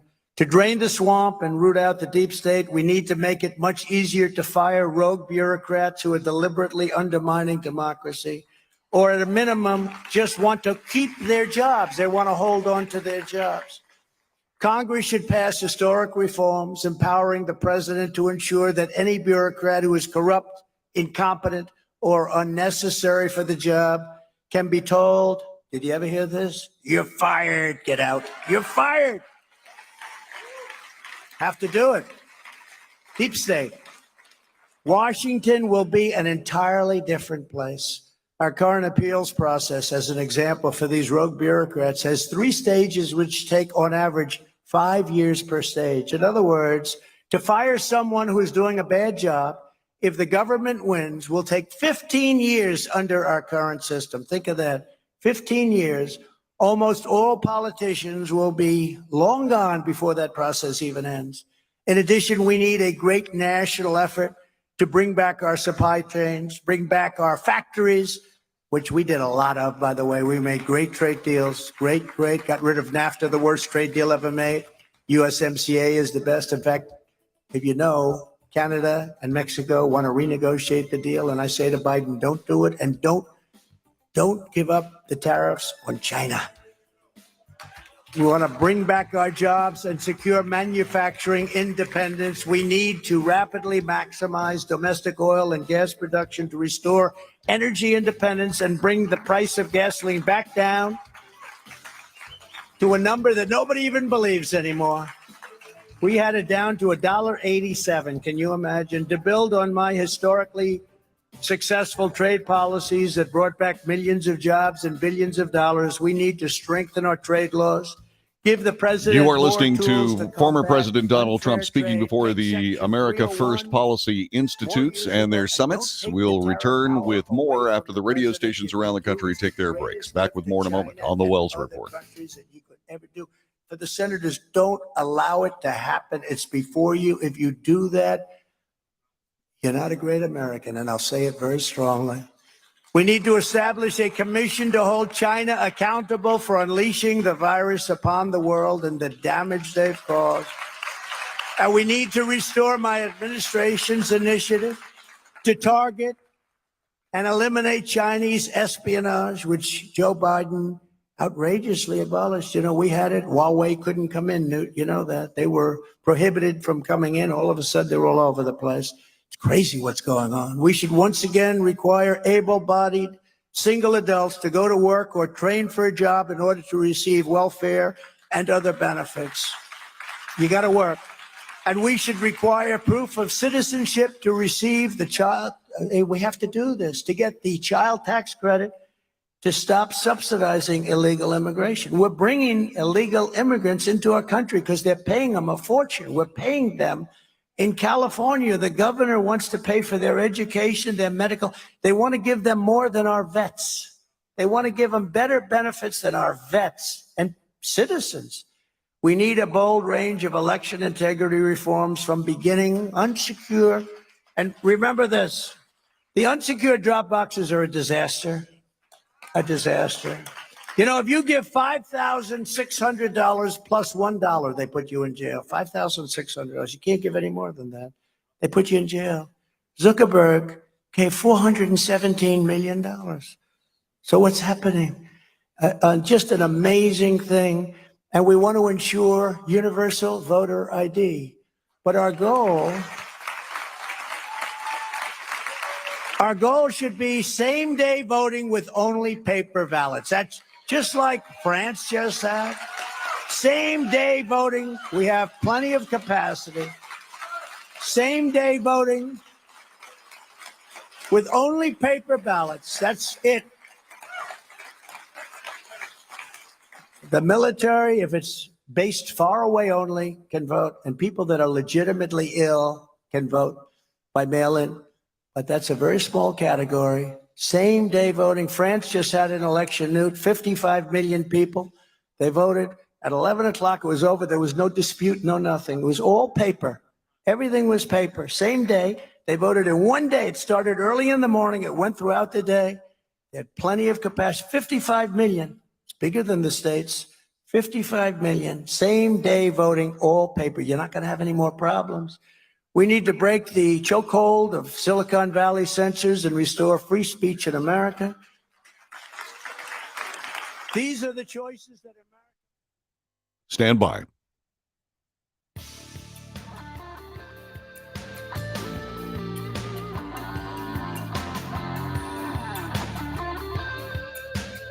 This is the Wells Report.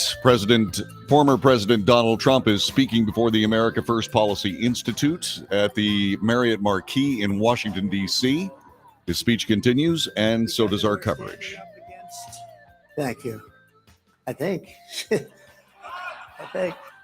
Together, we're standing up against some of the most menacing forces, entrenched interests, and vicious opponents our people have ever seen or confronted. A friend of mine recently said that I was the most persecuted person in the history of our country. And then I started thinking about it, Kellyanne, and I said, you know what? He may very well be right. He may be right. Think of it. We had a Russia scam that covered religiously. It was covered religiously by the media. A lot of media back there today. It was covered religiously, even though the media knew it was fake. They knew it was fake. It turned out to be a concocted fairy tale made up by crooked Hillary Clinton, the Democrats, a sleazeball writer named Christopher Steele, and a coordinated effort with, of all places, Russia. They dealt with Russia on the Russia hoax. Then I had the impeachment hoax number one, impeachment hoax number two, and the Mueller investigation resulting after 2 years in a verdict of there was no collusion. Who has been through anything like this, seriously? Certainly no politician and definitely no president. All of this while I was doing so much as president, including creating the most secure border in American history, recording the largest tax and regulatory cuts in the history of our country, biggest tax cut ever, bigger than the Reagan cuts, bigger than anyone, and regulatory, just of equal importance. $1.87 a gallon gasoline. We're at 5, 6, 7. You're going way up.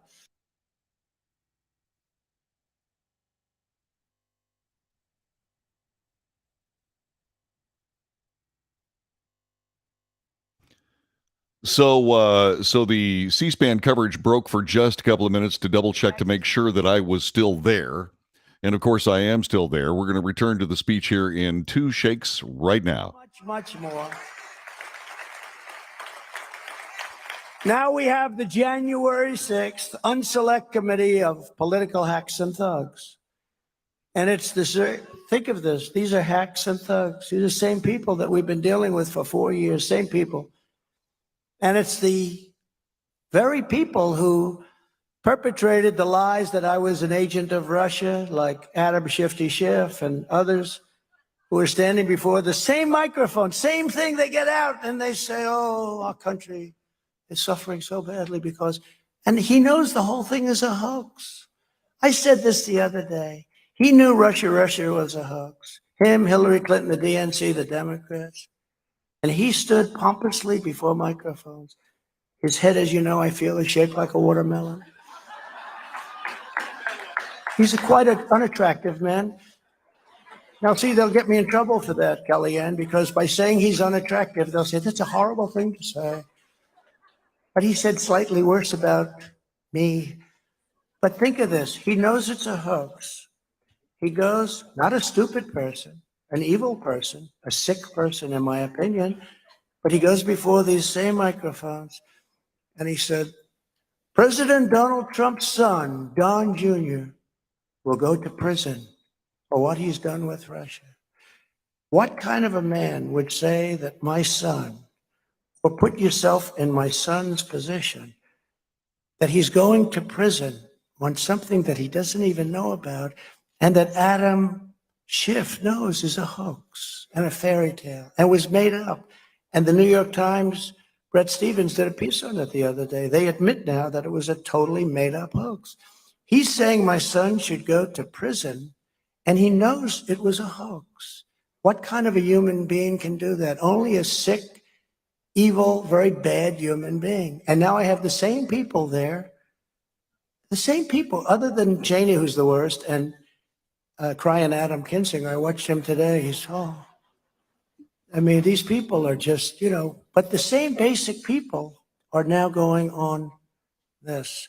And it's so unfair when you see what happened to BLM, when you see what happened to Antifa, when you see what happened to all of the killings that took place all over the country, and then what you see what they're doing to people that in some cases didn't even enter the building, and you see the way they're being tortured and handled so horribly.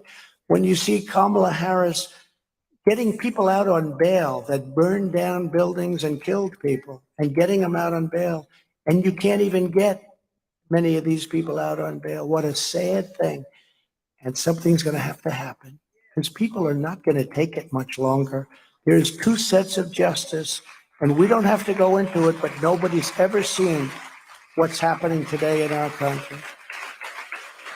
They're doing the exact same thing with January 6th as they did with all these previous assaults in our country.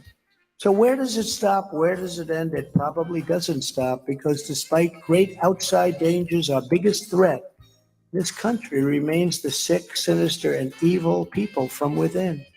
These are evil people. Crazy Nancy Pelosi. She impeached me twice only because she had enough votes. And the Democrats do stick together, even though they don't agree with it, because they're afraid not to. She impeached me twice, but the Republicans stuck together also, so I'm honored that they did. But think of how sick that is.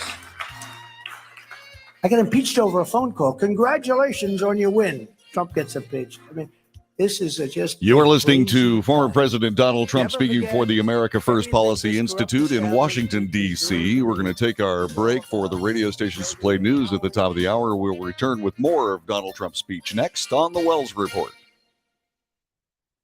But they really want to damage me so I can no longer go back to work for you. And I don't think that's going to happen.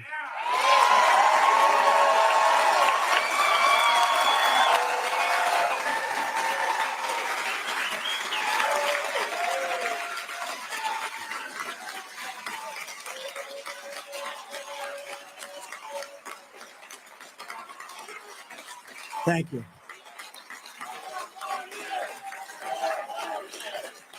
Thank you. Thank you. Thank you. Thank you very much. Thank you very much. It's very nice. Now, it's a very sad thing. Who else could have taken this? You know, think of it. Nixon went through not even one impeachment. And I think he always regretted that he didn't fight. But it's been a very interesting period of time. And to me, they say a very successful man came up to me and said, could I ask you a question? One of the most successful. Could I ask you a question? Yeah, what? How do you take it? How do you get up in the morning? I say, do I have a choice, right? Do I have a choice? And we take it. But I think the people respect it. I really do. I see that, and I see it maybe now more than ever. And the problem we have is we have that the fake news media is corrupt and complicit. If they weren't, we would have a much quicker heal, because in its own way, they're the police of honesty and all. And when people don't trust them, their approval rating is now lower than Congress, which is saying something. Sorry for all you congressmen, but that's the truth. It's been there for a long time. But, you know, when I first ran, it was very high. And I'm very honored to say that I've revealed something that people just didn't know. But it's never been like it is now. It's never been like it is now. If I renounced my beliefs, if I agreed to stay silent, if I stayed at home and just took it easy, the persecution of Donald Trump would stop immediately. It would stop. But that's not what I will do. I can't do that. A much simpler life. I have to save our country. I can't do that because I love our country, and I can't do that because I love the people of our country. So I can't do that. I wouldn't do it, and people don't want me to do it. Thank you very much. And I'm not doing this for me because I had a very luxurious life. I had a very simple life. I had everything. People say, you sure you want to do this? But, you know, there's an expression, the best day of your life is the day before you run for president. Did you ever hear that expression? And I laughed at it. I said, that may be true, actually. Right, Kelly? May be true. But I'm doing it for America, and it's my honor to do it. It's my great, great honor to do it. Because if I don't, our nation is doomed to become another Venezuela or become another Soviet Union. That's where we're headed. When you look at what's happening with the media, Newt, that's where we're headed. Or become a very large-scale version of Cuba, where all is lost and there is no hope. No matter how big or powerful the corrupt radicals that we're fighting against may be, no matter how menacing they appear, we must never forget this nation does not belong to them. This nation belongs to you, the American people. We inherit the legacy of generations of American patriots who gave their sweat, blood, and tears, and even their very lives to build this country into a free and virtuous republic, unlike anything the world has ever known. Our American ancestors stood their ground on Bunker Hill. They starved and suffered at Valley Forge, and they seized victory at Yorktown. So many great, incredible, dangerous, brilliant events. They ventured out and conquered an untamed wilderness. They settled the Great Plains, crossed the Rockies, and kept pushing westward. They raised families. They built a bustling city. They founded thriving industries. They rescued freedom from the evils of fascism and communism. And they planted our flag on the face of the moon. Think of what we've done. These courageous men and women gave everything they had to make America into the greatest nation in all of history. Greatest nation in all of history. But now we are a nation in decline. We are a failing nation. We are a nation that has the highest inflation in 49 years, and where the stock market just finished the worst first half of the year since 1872. Likewise, we are a nation that has the highest energy cost in its history. We are no longer energy independent or energy dominant, as we were just 2 short years ago. Think of it. We are a nation that is begging Venezuela and Saudi Arabia and many others for oil.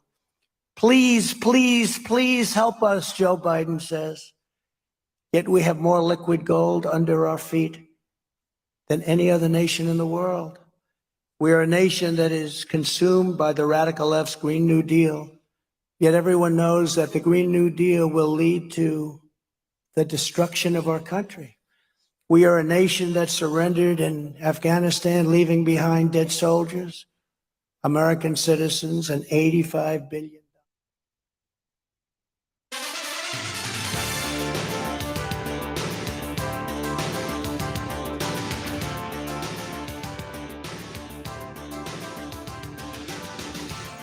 North to south, coast to coast, around the world. This is the Wells Report. Greetings. My name is John David Wells. We are covering the former president of the United States, Donald Trump, speaking before a packed house at the America First Policy Summit.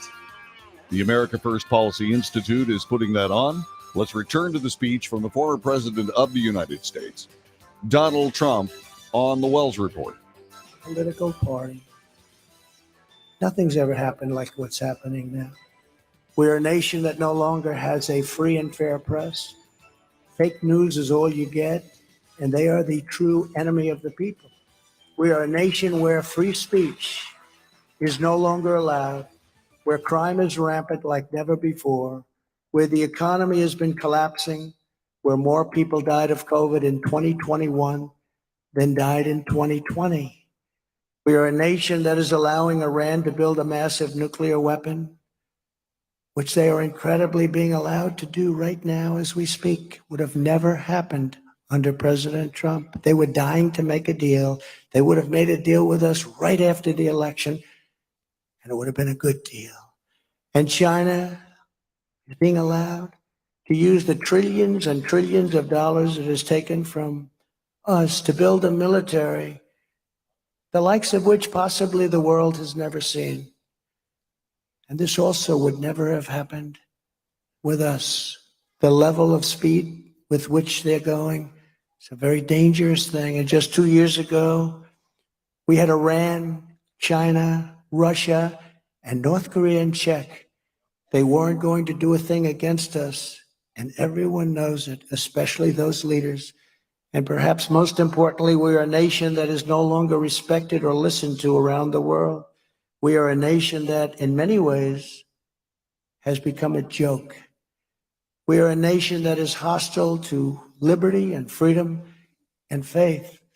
We are a nation whose economy is floundering, whose stores are not stocked, whose deliveries are not coming, and whose educational system is ranked at the bottom of every list.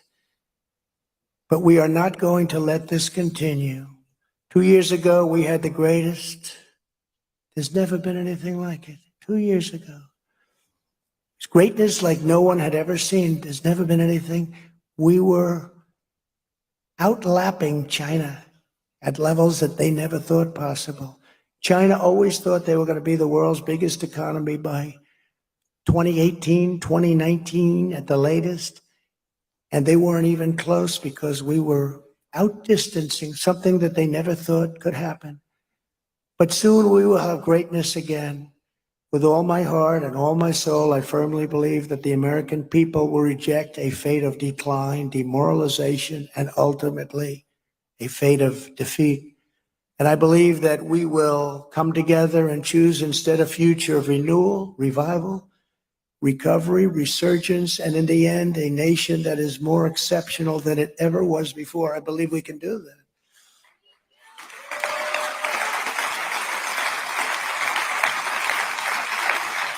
America's story is far from over. And in fact, we are just getting ready for an incredible comeback, a comeback that we have no choice but to make. We don't have a choice. We won't have a country if we don't make it. Through strength, we will restore our safety. Through hard work, we will rebuild our prosperity. Through courage, we will reclaim our liberty. Through love, we will repair our unity. Through success, we will rediscover our pride. And through unyielding determination together, we will make America stronger, safer, freer, greater, and more glorious than ever before. Thank you very much, ladies and gentlemen. It's been a great honor. Thank you. President Donald Trump speaking before the America First Agenda Summit, the Washington, D.C. Marriott Marquis Hotel. It was a broad-based speech, lasted well over an hour, and almost an hour and a half, and covered all of the points that many people have been considering over the last couple of years since the president left office. He stayed pretty much away from the election aspect of it, which is kind of a surprise. Many people expected him to really hit that very, very hard. But as a matter of fact, he did bring it up a couple of times, but didn't actually spend a lot of time railing on it. Looks as though the president is willing to turn the page, and we will see whether that happens. And so President Trump leaves the stage at the America First Policy Institute. And so there you go. We want to thank C-SPAN for giving us that feed. That was excellent. We had a little bit of a technical glitch there, which they fixed almost immediately. And so the president ended up speaking for quite a long time, talking about the achievements of his administration and so on. I was listening very closely to a lot of the things that he said, especially with regards to the border. As you know, I've spent a lot of time on that border as a member of the Texas Military Department, although nothing I say has anything to do with the Texas Military Department or the Texas State Guard. These are all just my thoughts and my opinions. And he's got it exactly right. He was within a matter of weeks of being able to finish a project that, frankly, is being done now by National Guardsmen and Texas State Guardsmen down on the border as the onslaught of people overrunning this nation continues. These are things that you cannot hide from. These are things that you cannot do. You can't do anything to evade responsibility for, which is why you attempt to kill the messenger. The January 6th committee is hopefully going to inoculate the Democrat Party. This is their wish, to inoculate the Democrat Party from the responsibility of where this country is at this particular moment, especially from the person who took the nation to heights that we had not seen for a couple of decades. And what we have now is we have an attempt to assassinate, figuratively, fortunately, the one person that can give lie to everything that we have seen since he left office, and that is President Donald Trump. Some of the interesting things he was talking about, he brought up a plan to take care of the city's homeless, the homeless populations in the cities of the United States.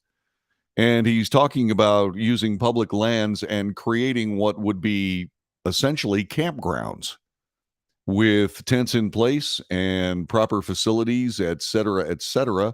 I don't know how that's going to work, but I can certainly tell you how the mainstream media is going to present that he's going to be that the president decided that what he was going to do was create internment camps for the nation's homeless or something along that line, some sort of inflammatory language. It's a no-brainer.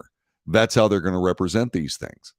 Now, make no mistake, I've I have actually spent an awful lot of time living in these very same kinds of things. They were actual campgrounds with actual housing provided by the actual United States government. They're still there. You can still rent a lodge at Yellowstone. And we thought it was fun as hell.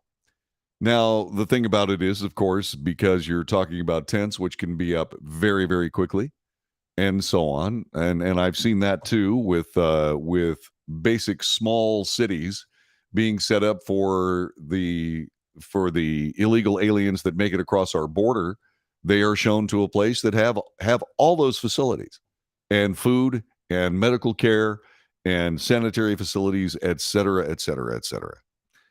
And so the president brought that up, and you will see the hue and cry being brought up by the mainstream media.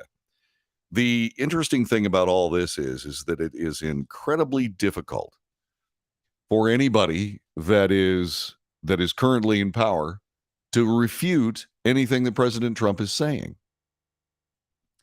This is very much like what the Republican Party did when Donald Trump ran the first time. What they had done is the Republican Party had moved left to sort of be this middle of the road party that really doesn't do anything. They essentially take the best of everybody's political ideas and support the ones that they think are worthwhile.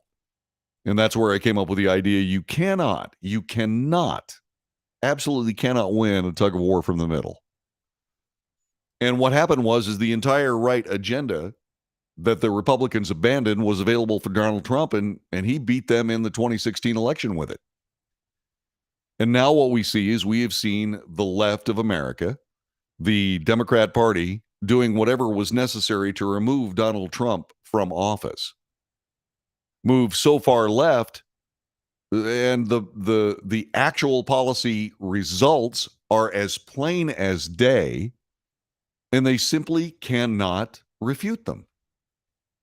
Now, will that matter? I don't know. I'm still concerned about the 2020 election. I'm still concerned about it. I was just talking to a bright young man who was listening to that speech after saying he was going to stop, but I fortunately was able to talk him off the ledge. And he was talking about how he trusted Dominion voting machines. The entire European Union has banned Dominion voting machines. The entire European Union has now gone back to paper ballots with dumb pencils. That's what they have done. And President Trump called for that right here in this speech. I would agree. It's time for us to make sure that for the sake of election security, for the sake of election honesty, what we should do is we should indeed have an election day, and there is no ballot counting after that day. In other words, only the ballots that are cast on election day, and I wouldn't mind having some early election ballots, etc. Only ballots that are physically cast will be counted. And there can be absentee ballots like there were before, but this idea that there could be wholesale ballot harvesting, gone. Unattended voting booths or voting ballot boxes out on the streets, gone. And you cannot count votes until after the day after the election. You have to get all those votes counted. President Trump brought up the fact that France just had an election. 55 million people voted. They had it all done in one day by 11 o'clock that night. There is absolutely no reason why the United States should not go back to that system forthwith. Because when we literally outsmarted ourselves. And people say, well, how do you know that anything was wrong with the Dominion voting machines? Well, Why is it that the European Union won't have anything to do with them? If there's nothing wrong with the machines, why won't the European Union have anything to do with them? And I know the answer. Because Dominion will not share with the European Union how their machines work. We don't know how Dominion voting machines work. We know how a ballot with a pencil works. You fill in the little hole. You fill in the little round circle. Then you double check it. And then you turn it in and it's read by a reader, and that's that. But how do Dominion machines work? We don't know. Well, how do you know anything's wrong? How do you know that anything is not wrong? No one has any idea. No one. And that's the problem with these kinds of things. It's very, very basic. And it's very easy to understand if you just simply allow yourself to think of simple things. Back with more in a moment. This is the Wells Report.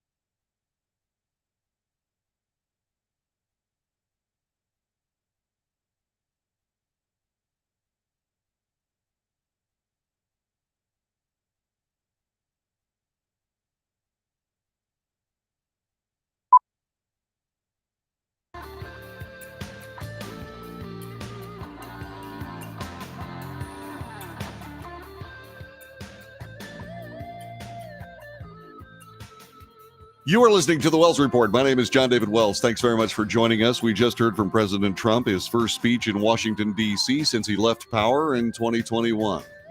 He was in very good form, and he did very, very well. And he pretty much, for all things, surprisingly, stayed away from the 2020 election. He mentioned it a couple of times, tossed a couple of barbs out there, but then moved on.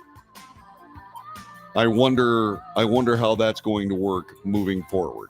It would be good. It looked good on him today. I hope he does it because he's got a great story to tell. He's got absolute, irrefutable policy successes that he can draw on from everything, including the disastrous COVID-19 epidemic that flew through the country.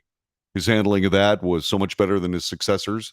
It's plain as day. These are all things that you can look up in various statistics and forums all over the country that has nothing to do with say, for example, propagandist discrimination or propagandist surmising of whatever data can possibly be to spin for whatever reason.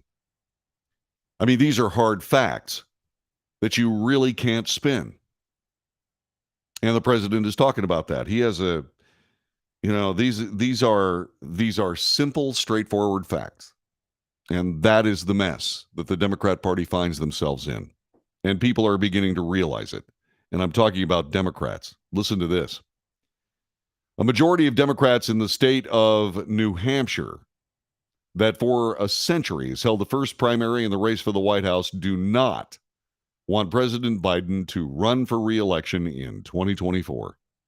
A poll from the University of New Hampshire Survey Center released today also indicates the president's favorable rating is at an all-time low, and that Biden's tied with Transportation Secretary Pete Buttigieg when respondents were asked who they would support in the 2024 Democrat presidential primary. Joe Biden not being able to defeat Pete Buttigieg? Seriously?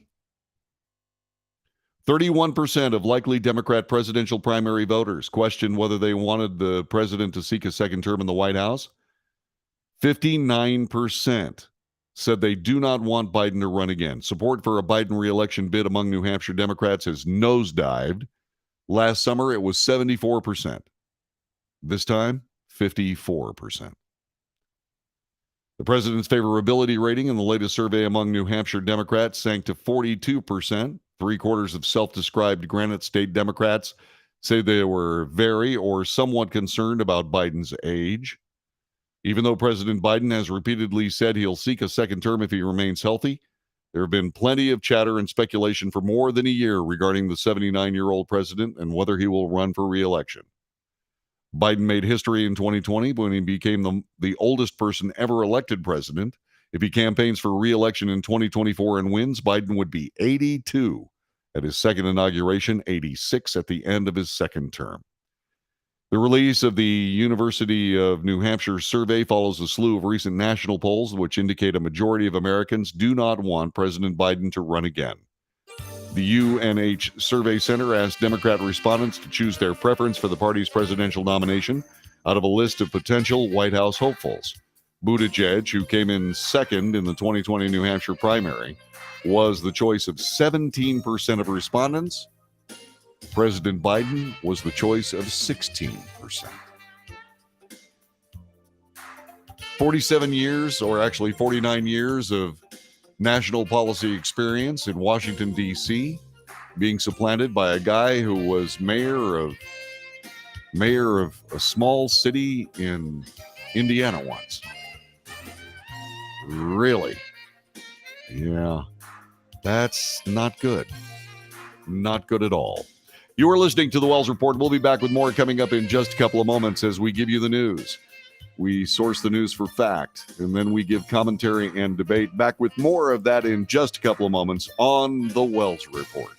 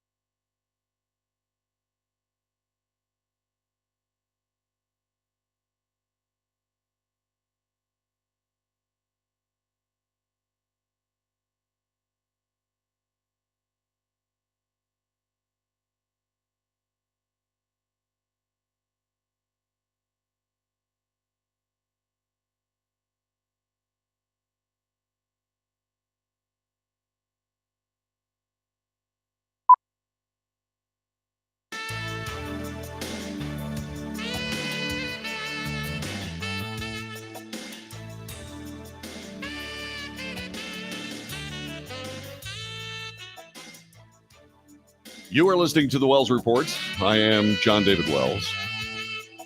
Our telephone number is 817-379-2172. 817-379-2172. Let me do something real fast.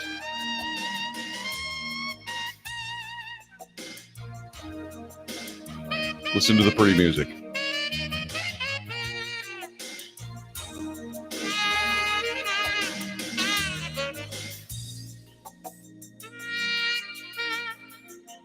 There have been some interesting news developments today, and we're going to talk about those.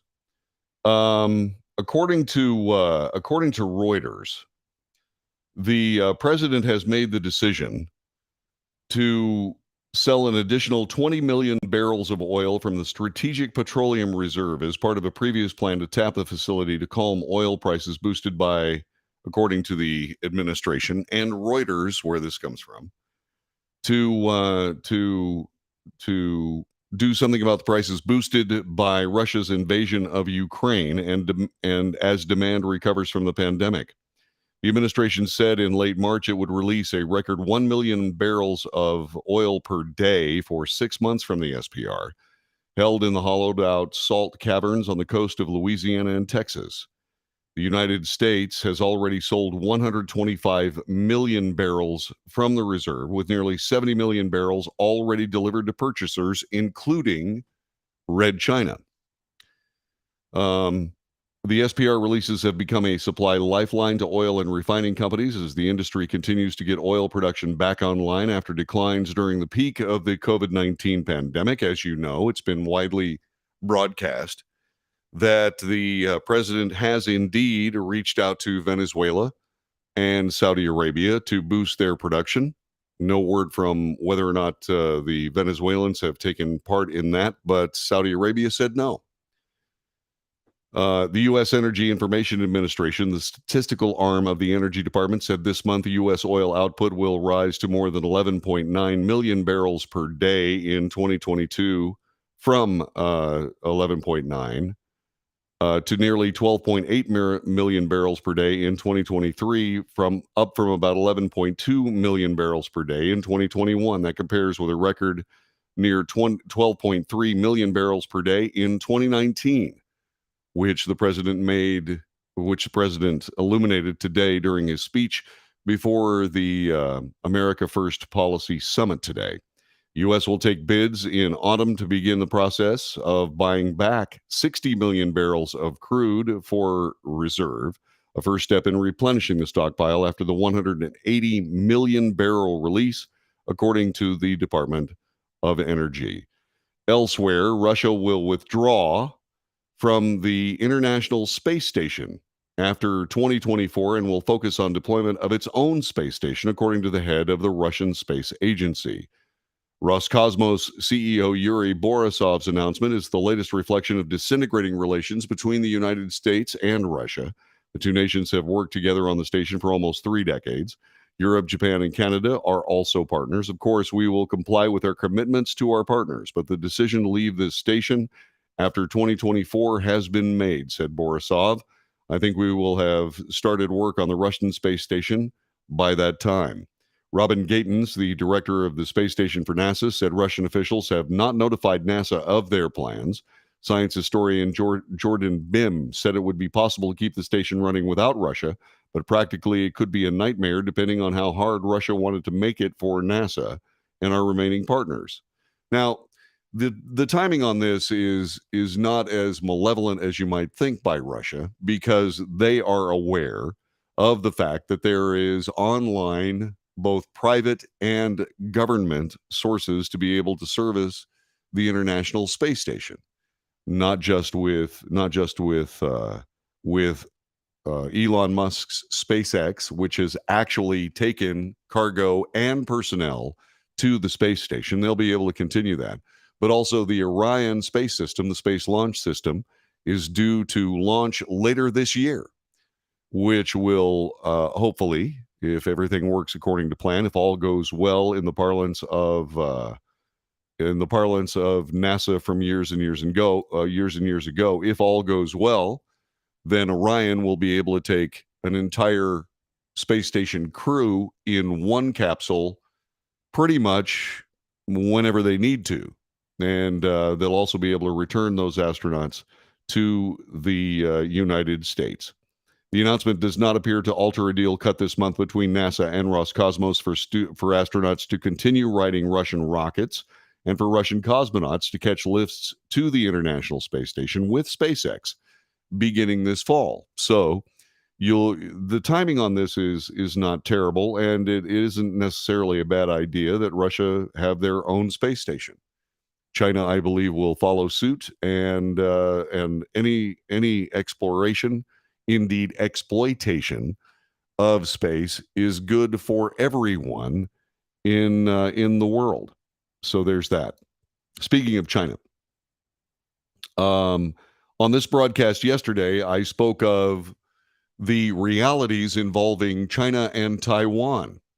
Taiwan is putting their citizenry through regular air raid drills as tensions begin to escalate beyond what is easily ignored by the rest of the world's press and people. There is a problem there. There is no reason for China to withhold any of their planning, to move forward with whatever they think is in their best interests regarding Taiwan. There's nothing to stop them. The idea that Joe Biden would actually intervene, say, for example, as what happened last time when two United States carrier task forces were moved into the Straits of Taiwan, waters that China believes are their own personal property. I don't believe that Joe Biden has the political will or even the personal courage to be willing to do something along that line. I just don't see it happening. And China doesn't see it happening either. So that being said, you need to keep in mind that there are people that are speaking out about this. One of them, retired General Jack Keane. He warned the U.S. is getting into a, quote, much more dangerous moment concerning Chinese aggressions toward Taiwan on America's newsroom. He added the prediction that China is getting closer to making a military move on the country, and he said this: there are a couple of things the administration has done that are very good. They took what Trump was doing in strengthening the allies and partnerships, particularly the Quad Alliance, Japan, Australia, United States, and India. They have strengthened that, and they have had meetings associated with it. Exercises and working together have taken place as a result. They've also strengthened the relationship with our other allies and partners in the region, and much of the visit out there is literally just about that. He's going to meet with the chiefs of the military in that entire region in Sydney, Australia, later this week. That's a good thing. What we haven't done rapidly enough is actually strengthen the position of Taiwan and also in the region when it pertains to U.S. capability. What the concern is here, that President Xi, who's going to be enshrined here in the fall of this year for a third term and likely indefinitely, the general believes the clock may be moving closer to an aggressive military action against Taiwan as opposed to being later. Why is that? Because he knows he's got a military advantage right now, and eventually that military advantage will be closed by the United States, too. He has some economic setbacks right now, but they're due to get worse. So I think we're getting into a much more dangerous moment. I believe that's the case. And also, when it comes right down to it, China said something today that was just plain provocative. They said that when it comes to the choice between the United States protecting Taiwan and the United States protecting Los Angeles, the Chinese believe that the United States would choose Los Angeles over Taiwan, intimating that they would do something to destroy Los Angeles.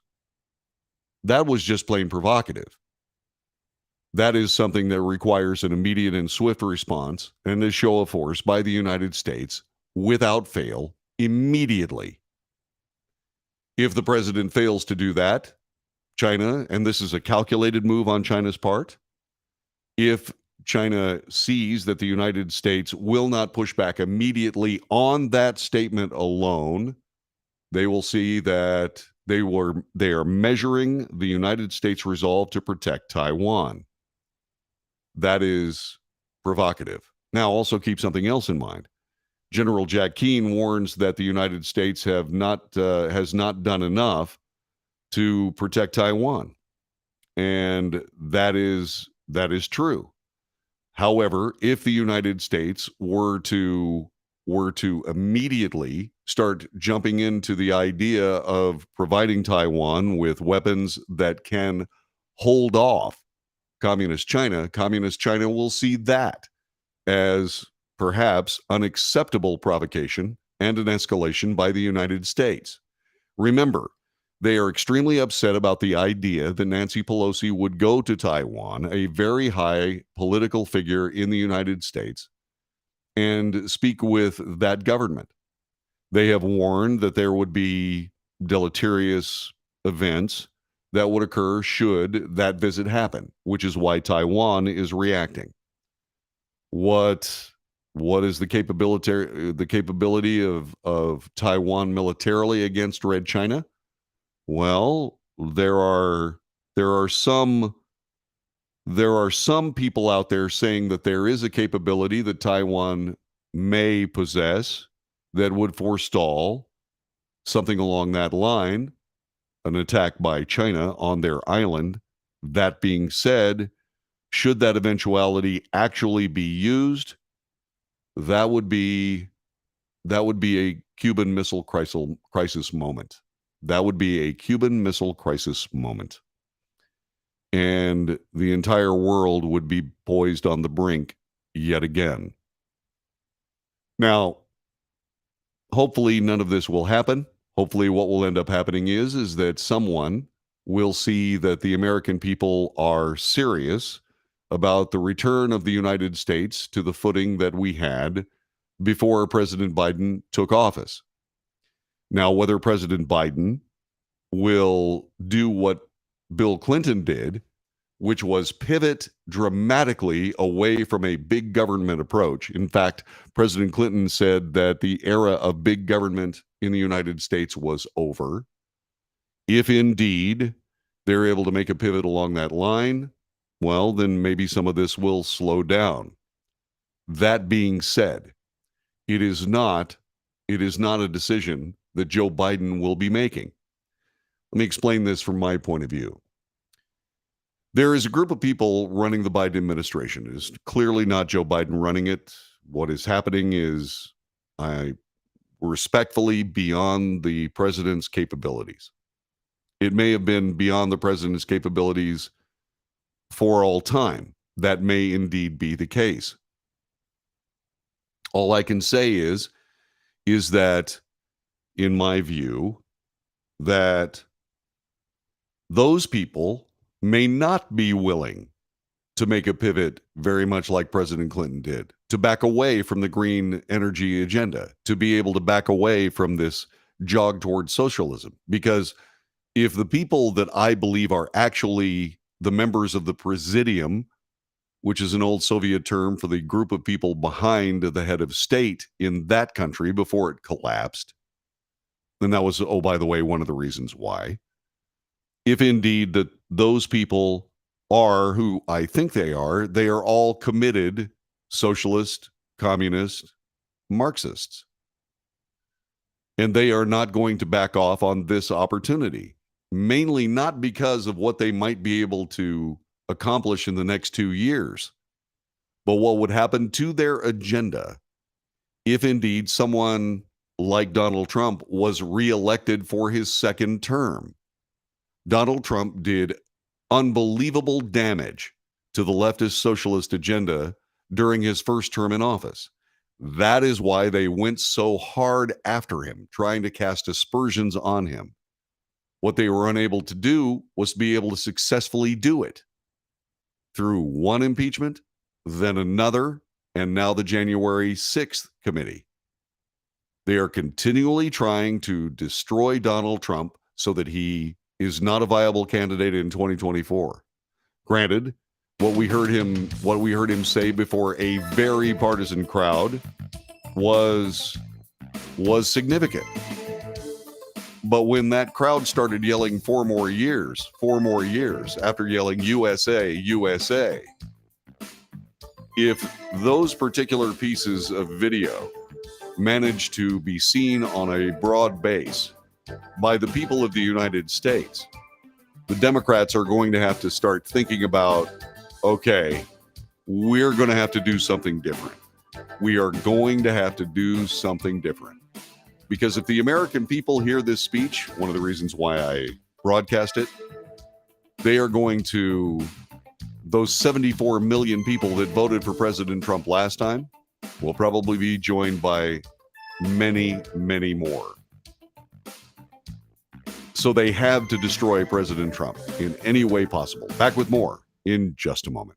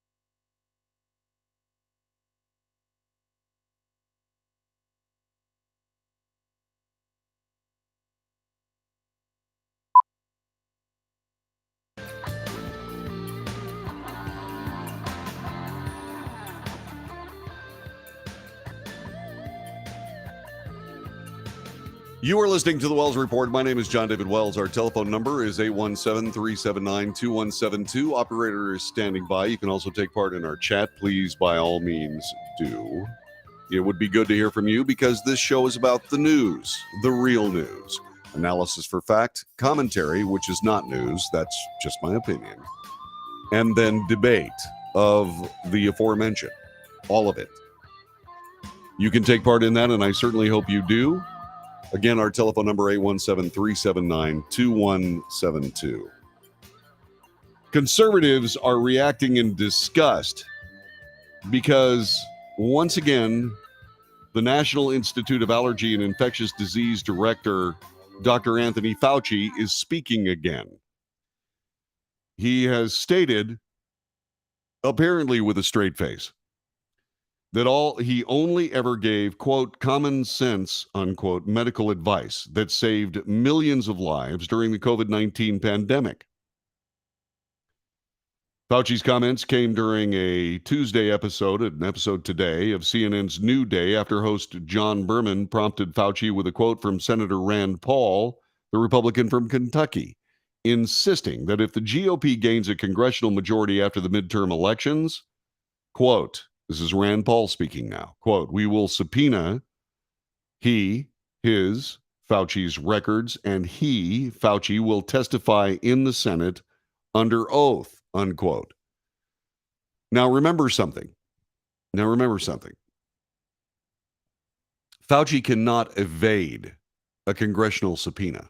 He cannot, because there are people that are looking at jail time for doing exactly that.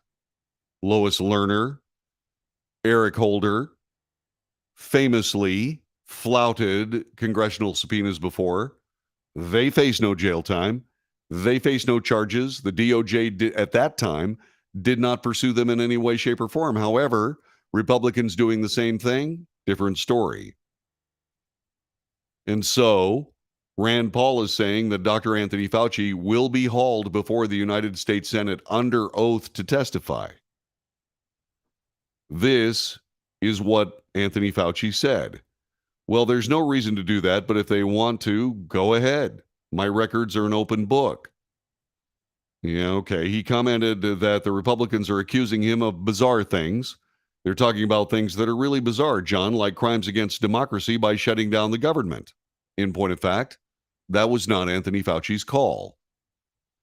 Fauci insisted that everything that he's ever done or recommend while being the face of the fight against COVID-19 was sheer common sense guidance.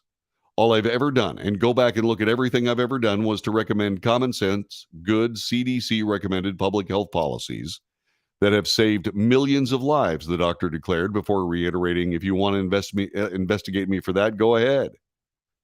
Conservatives everywhere, and especially on Twitter, did not agree with Fauci's appraisal of his own actions. Grabien.com video database creator Tom Elliott, who shared the CNN clip to Twitter, listed several points contradicting the claim that all he did was give good advice. Also, accidentally created COVID, covered it up, engineered destruction of civil rights, lied to Congress, used government to suppress dissent, impaired development of a generation of children, gave conflicting advice at every stage of COVID, used his position for profit. Elliott added one more point, also claimed to be some sort of god of science whose pronouncements were infallible and beyond reproach. Now please understand something. Some of these are not exactly accurate. Accidentally created COVID, maybe. He's talking about the Wuhan Institute of Virology, which was being funded by United States taxpayer dollars. And indeed, there are a lot of people that continue to believe that COVID was created in that lab and then escaped that lab. Because, once again, there's all kinds of reasons why you could believe that, and apparently Tom Elliott is one of those guys.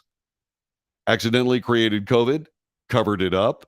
That's not necessarily accurate. That remains to be seen. But indeed, if it is impossible to find a natural source for the SARS-CoV-2 virus, Fauci's got a lot of explaining to do. And the cover-up was obvious if those two things happen. In other words, if indeed it is impossible to find a natural source, and B, somehow we're able to figure out that it is indeed and made public, there are a lot of people that say this is an engineered virus. But it is not common knowledge in the United States yet. It has not been proven officially at this particular moment, but there are an awful lot of people that believe that it was engineered. If that's the case, then yeah, there was a fascist cover-up that spanned the government of the United States and the mainstream propagandist media. He lied to Congress. That is true. He used the government to suppress dissent. In point of fact, he did not use the government to suppress dissent. He used the media to suppress dissent, which is legal. case you're wondering. Impaired development of a generation of children. That is, once again, and I rail against subjective opinion, and that is Mr. Elliott's opinion. Gave conflicting advice at every stage of COVID. That is true. Used his position for profit.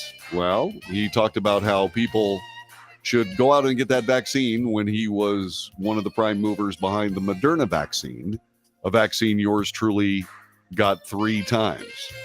And then I got COVID. So there you go. There's more. It'll be up tomorrow. Thanks very much for listening to the Wells Report today, and I will see you next time.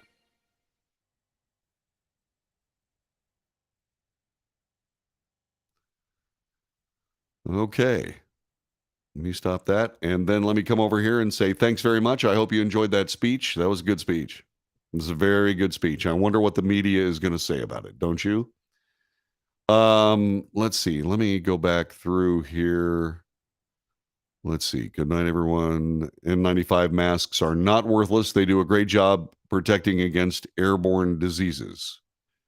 It depends on what disease you're talking about. When you're talking about a very, very small virus, no.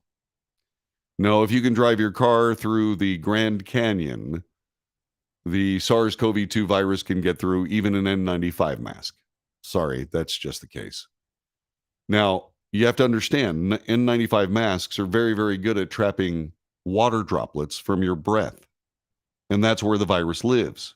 They're very good at it. But once again, there were an awful lot of people wearing masks. It had no effect. Remember when Joe Biden took over? He made sure that everybody wore masks. I wore masks, you wore masks, everybody wore masks. But that was the conflicting testimony by Anthony Fauci. Remember, he said N95 masks won't do anything to stop this virus. He was correct. And so you're in a situation here where, once again, the propaganda, essentially served a political endeavor.